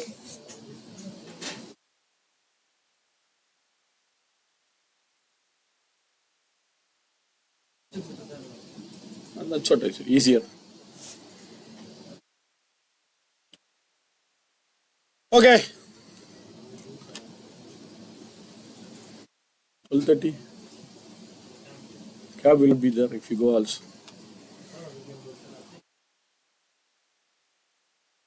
Started a topic, why you want to stop in between? You said before that also you would have stopped it. Close and apply. At least we'll finish off this grouping. Two groupings are available, at least we'll finish one grouping. So close and apply. We have came to this Power BI now. Close and apply. Come to Power BI, come to the report view. And you can see there is one column created automatically here, that gap days. There is a column called as gap date which has been automatically created. I don't know what is the name you have given.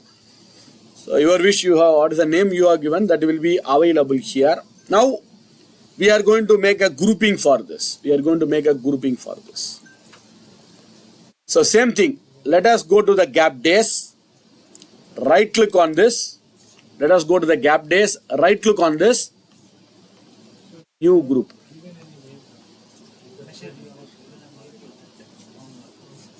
Or go to Power Query and give a name, or right click and give a rename it here also.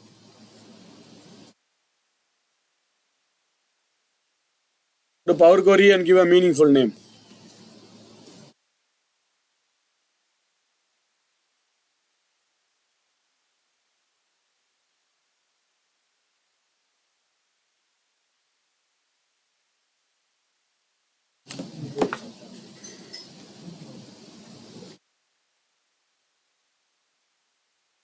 Yes. Right click on that column, the column which we have created. Right click on the column and go to group. Right click on that column or go to the three dot and make it as a group. There are two types of grouping. We'll see whether we can complete both the grouping. At least we'll complete one grouping here. So it has created a grouping. Right click and go to group. What has happened here is it has created a group gap days bin. There is a group created gap days bin. You can rename it also. Instead of gap days bin, you can give some other name also. That's your wish. There are two types of gapping. One is the bin, another one is the list. List we will see it in another few minutes. Whether you want to create a bin based on the size or you want to make it as number of bin based on the size. Size means if I say 1, so it will create a grouping 0 to 1, 1 to 2, 2 to 3, 3 to 4, 1, 1, 1 gap. Suppose I will make the size as 3. So what it will do is it will create a gap of 1 to 4, 4 to 7, 7 to 10, 3, 3, 3, 3, 3 gap. Your wish. Either you can put a size or you can say number of bins. Suppose if I say number of bin is 4, it will split it 0 to 4 bins. 0 to 5, 5 to 10, it will automatically create 4 bins. But manually creating bin is always better. But as of now, I will go with the size of the bin. And I'm giving the size as 3. 3, 3, 3, 3. I want a gap of 3, 3, 3, 3, 3. So I want a gap of 3 days, 3 days, 3 days, 3 days of gap. Or you can make it as 4 days, 5 days. But you have to make a constant grouping. Manual grouping, we'll see it later. So I made as 3. I made a gap of 3 days, 3 size bin. Okay. That's it. Okay. Now let us create a visual. We'll get a small visual here. Place the cursor on some empty area. Any visual. Let us go for this clustered column chart. I'll go with the clustered column chart. Then let us bring this gap days bin. The group which we have created just now. The group which we have created just now. This is the group which we have created just now. Gap days bin. Bring that to the x-axis. Bring that to the x-axis. And I want to know within 0 to 3 days how many invoices has been made. 3 to 6 days how many invoices has been made. But I think manual grouping is always better, but this also we can create. So gap days bin and then invoice number. I want to count how many invoices. How many invoices? Let us bring the invoice number to y-axis. Bring the invoice number to y-axis. So it has created a small report. As I told, I am not satisfied with the report, but still we'll see. When I place the cursor here, it says 0 days, same day. We have made the invoice and delivered on the same day, shipped on the same day, 846 invoices, 0 days. When I come here, it says 3. That means 1, 2, 3. You have to manually think this. 1, 2, 3, 1,725 invoices has been made. When I come here, 4 to 6, 1832 invoices has been made. 7 to 9, 1632, 23, 9 to 12. Like this, manually you have to fetch this. So,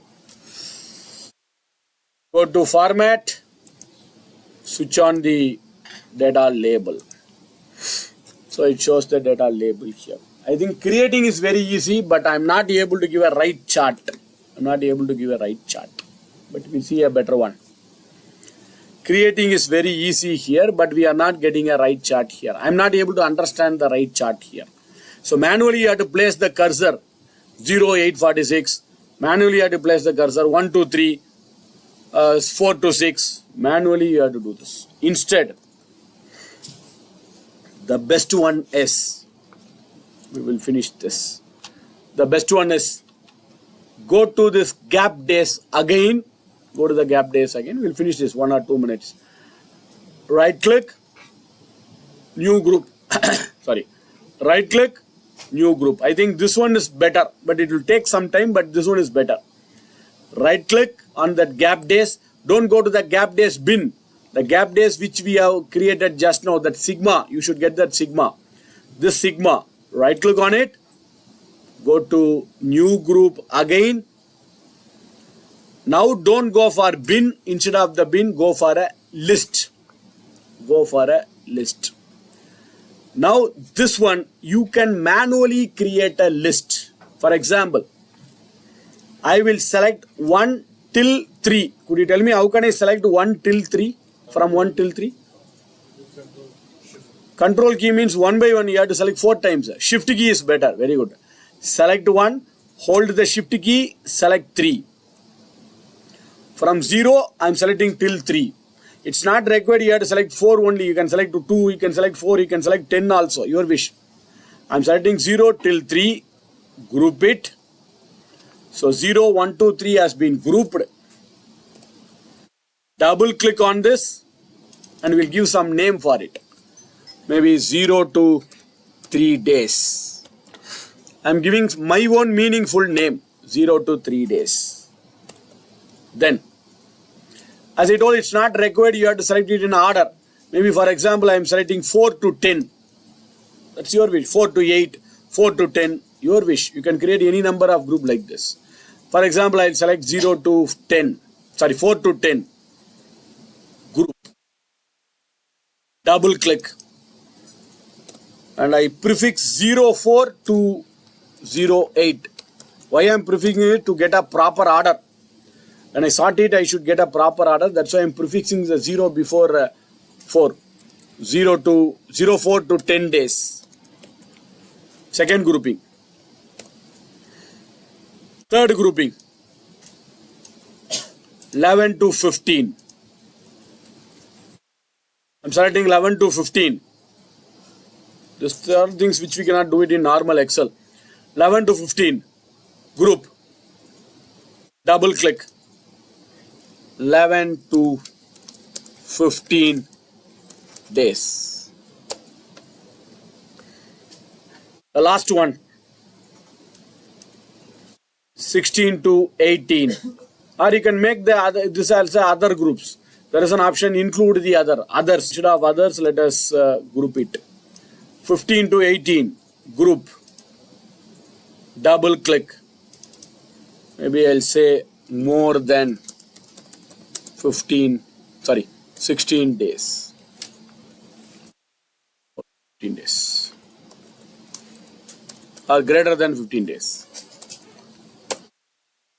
So manually we have created a group.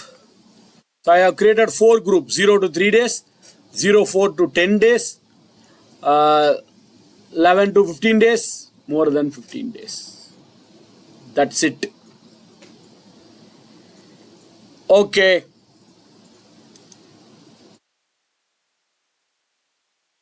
Finally, we'll create a chart. Clustered column chart. The list which we have created just now, I think gap days, which one? Group. Gap days group, not the bins. The recent one which we have created, gap days group. Drag it and bring it to x-axis again. And invoice number, bring it to y-axis. Now I got a better report here. 0 to 4 days, 4,214. 0 to 3 days, 11 to 15 days, more than 15 days. But it's not in order. It's not in order. So go to 3 dot. Sort axis, gap days. Sort axis, gap days. Ascending order. Sort by ascending order. Format, data label. Yes. 0 to 3 days, 1.4K, that is 1000. Invoices has been done. 4 to 10 days, 11 to 15 days, more than 15 days. I think this looks much better compared to the earlier one. Earlier one, manually you had to check and calculate, but this one is easier for us to understand. So this report is much easier. Even you can put it as a table also.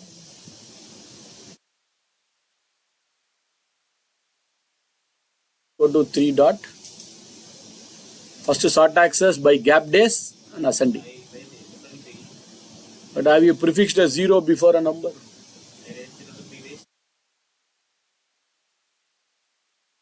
0 to?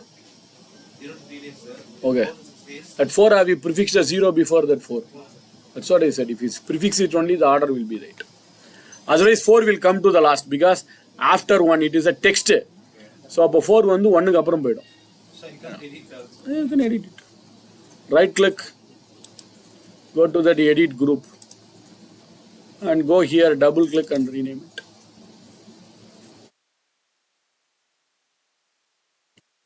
Right click on that group, edit group and edit it.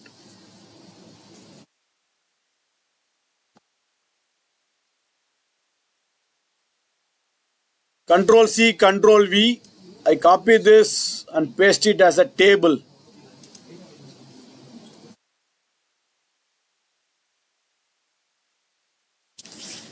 Either you can put it in a table format, you can put it in a chart format also. Aging analysis. stock statement, financial statement, employee statements.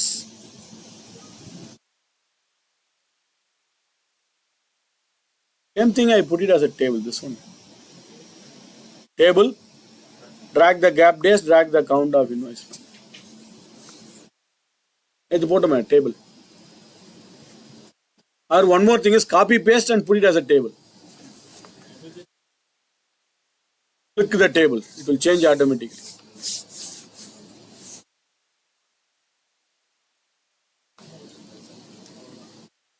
Give some meaningful name for this page also.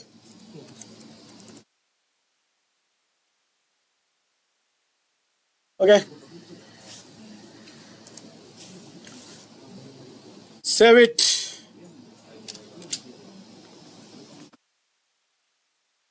I'm minimizing it. Stopping the video recording session.